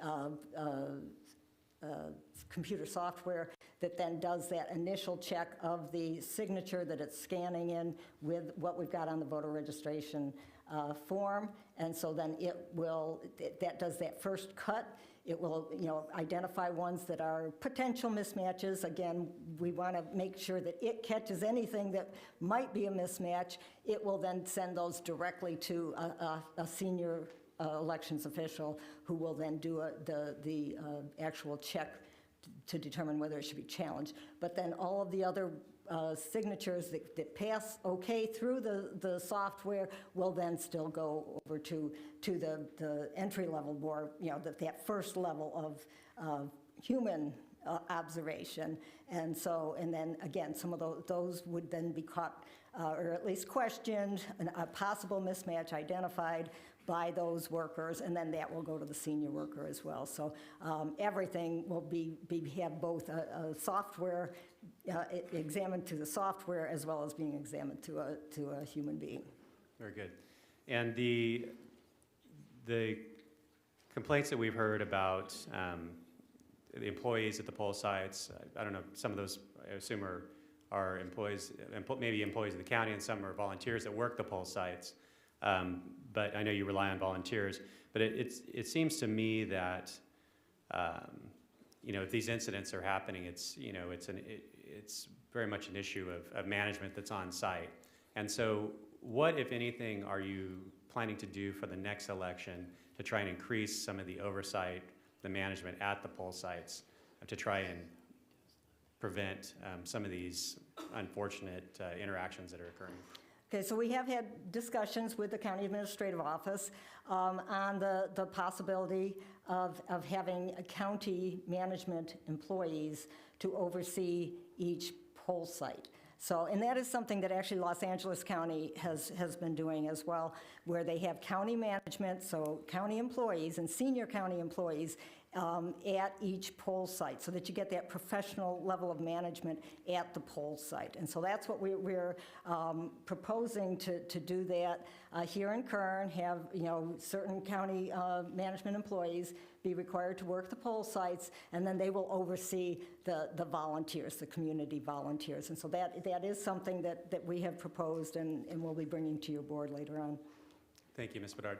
Supervisor Peters has punched in, and so I'll go to him, and then I have a couple other questions for County Council once he's concluded. Supervisor Peters? Thank you, Chairman Scrivener. Ms. Bedard, if you could tell us just a little bit about how we got the voting machines that we have currently. Tell us a little bit more about them, how we ended up with those, how we purchased those, just basically how we ended up where we are today with those machines. Well, there are several several machines that are certified for use in California by the Secretary of State's office. The Dominion machines are one of them. We did use federal HAVA grant money. Once that equipment was certified by the state of California, and it's already been certified federally as well, but certified by the state of California. So we purchased that equipment, and we've got that. What Dominion is the tabulators at the elections office that actually counts the votes, as well as the ballot marking devices that are used primarily for ADA purposes out at the polling sites. But you know, Dominion, you know, they were the first ones to be certified. There have been some others that have been certified since then, but Dominion is certified for use in California, and we purchased them with grant money. Okay, great. And the other question I had was, somebody mentioned, I can't remember who it was, but a discrepancy between the Secretary of State, the number of registered voters, and the amount of ballots that were sent out. Do you have any information on that? I'm not familiar with what exactly they were referring to on that, no. Okay, we'll see if we can get some more info on that. I think that's my only questions for now, Chairman. Thank you. Thank you. Members of the board, do we have any other questions for Ms. Bedard? Okay, seeing none. Thank you, Ms. Bedard. We appreciate you attending today and making your presentation. Thank you. I want to talk a little bit about this request, and we've heard it from, I want to say most of the speakers, about decoupling county clerk and registrar of voters from auditor controller. And so, Ms. Rezan, I think the first thing to talk about is timeline. If the board was inclined to do so, what is possible as far as upcoming elections, et cetera? Because you have now had the filing periods open. You've had people file to run for this office: auditor, controller, county clerk, registrar of voters. And so we have two pathways. We could try to get legislation or a vote of the people if we wanted an appointed registrar of voters, would that be just that alone, and county clerk would stay with auditor controller in that scenario, or would it be up to us if we could have clerk and ROV decoupled together? Could we do either, I guess is my question, just for specifics.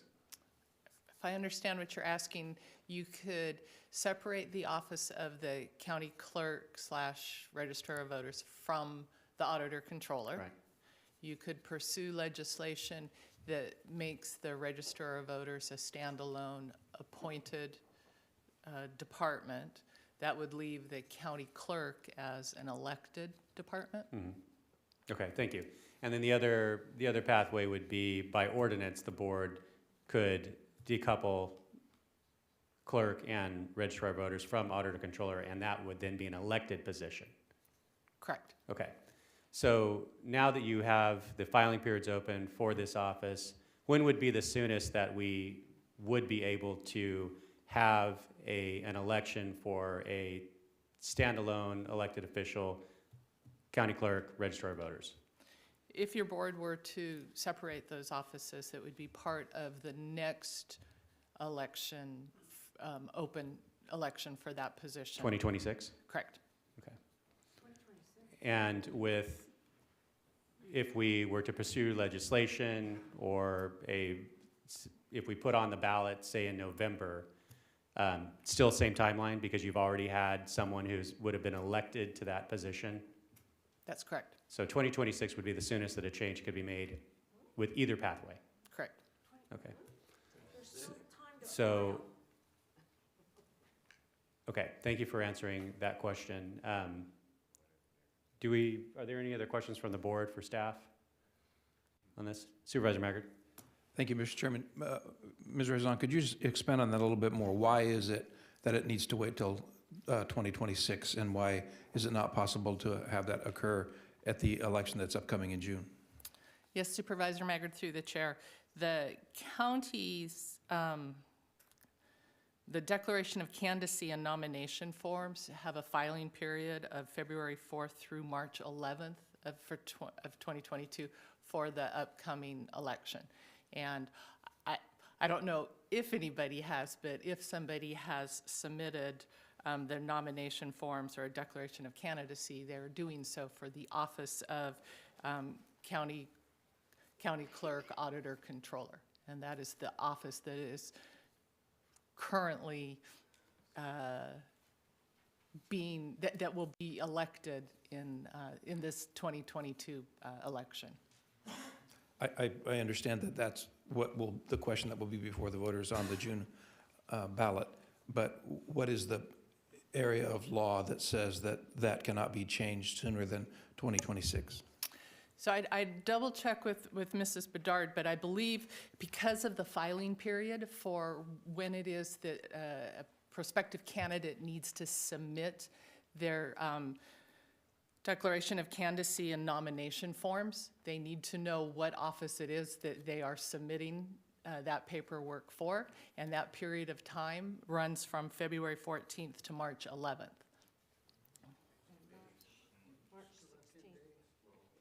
Supervisor Couch. So why would 2024 not be possible, but it has to be 2026? Because the office is a 4-year term, and once somebody is elected into an office, you can't, that office can't be unilaterally split. Changed. Correct. Because the people have voted for a person to do a job, and we cannot, by ordinance, change that during their term. Well, that would be by law that they can't. They've been elected to fill a I understand. particular office. So we can't just change that because we want to. Correct. Okay. Thank you. Okay, the recommended action is to hear the presentation. Ms. Bedard has articulated some changes in process and some additional oversight that I think perhaps could address some of the concerns that we've heard today and some of the concerns that we heard the last time we had this subject brought up to us.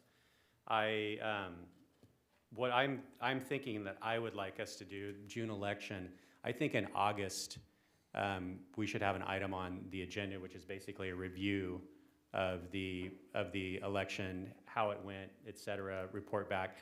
Ms. Bedard, would you come up to the podium? Excuse me. I want to make sure that August is reasonable, that maybe that doesn't give enough time to really have all the information buttoned up. So what are your thoughts about timeline to come back and give a report to the board on the election, and we can have another opportunity for members of the public, obviously, to express any concerns. Maybe we'll get some compliments. I'll see about that, but what are your thoughts on that?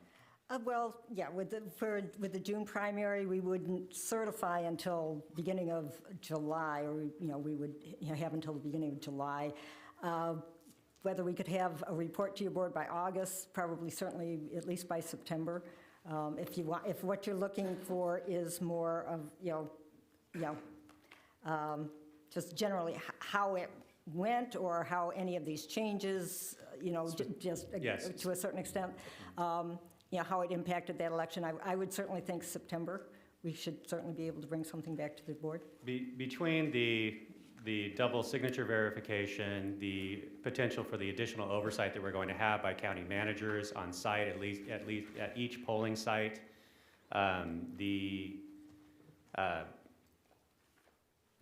efforts to continue to clean up the rolls, those are some of the things I'd like to see when we come back in August that we can learn about. And then, frankly, I think at that point, we may or may not have a conversation about the structure of the elections office moving forward, seeing as the timeline 2026 certainly gives us ample opportunity to review that. And so I would just submit that to the board that we would have in August an item, well, let's do September. We'll do September as you suggested for a review on the June primary election. So board members, are we accepting of that? Okay. I heard good idea. Okay, I'll take it. Thank you, Supervisor. All right, so we'll ask that staff do that. Do we need a motion on that? Supervisor Maggard? Oh, excuse me, I didn't see you punch in. Supervisor Maggard. I snuck in on you there, sorry. Mr. Chairman, Ms. Razan, wasn't Supervisor Couch compelled to run for office before he completed his 4-year term? And yes, it was. So what is explain please the difference between that? That was by order of the federal court. Okay, so unless a federal court ordered something like that here, there's not a way to do it before the 2016, you said? That's correct. Okay, thank you. Thank you. Okay, so what I would suggest to the board, first of all, we need a motion to receive and file this presentation, but I would ask that in addition to that motion to receive and file, that we look at either the 13th of September or the 27th of September. Those are the two board meetings. I'm happy to do the 27th to give even more time to you rather than the 13th. So if that's acceptable to the board, motion to receive and file, and then to ask for a report out on the June primary on the 27th of September. So moved. If I could make one last remark. Supervisor Perez, of course. Ms. Bedard, thank you. I believe that in Kern County, Donald Trump won the vote for presidency. Is that correct? That's correct. Do you think that that's an accurate count of Kern County voters? Yes, I do. Thank you very much. I'll second the motion. Okay, we have a motion and a second. Please cast your votes. The motion is approved. All ayes. Thank you. And once again, thank you to everyone who attended today and provided testimony. And Ms. Bedard, thank you very much for your attendance as well. And so that brings us to the conclusion of our agenda this morning. We do have 2 items to consider in closed session. Item 58 under the County Administrative Office, item 59 under County Council. And so I will entertain a motion to adjourn to closed session. We are adjourned.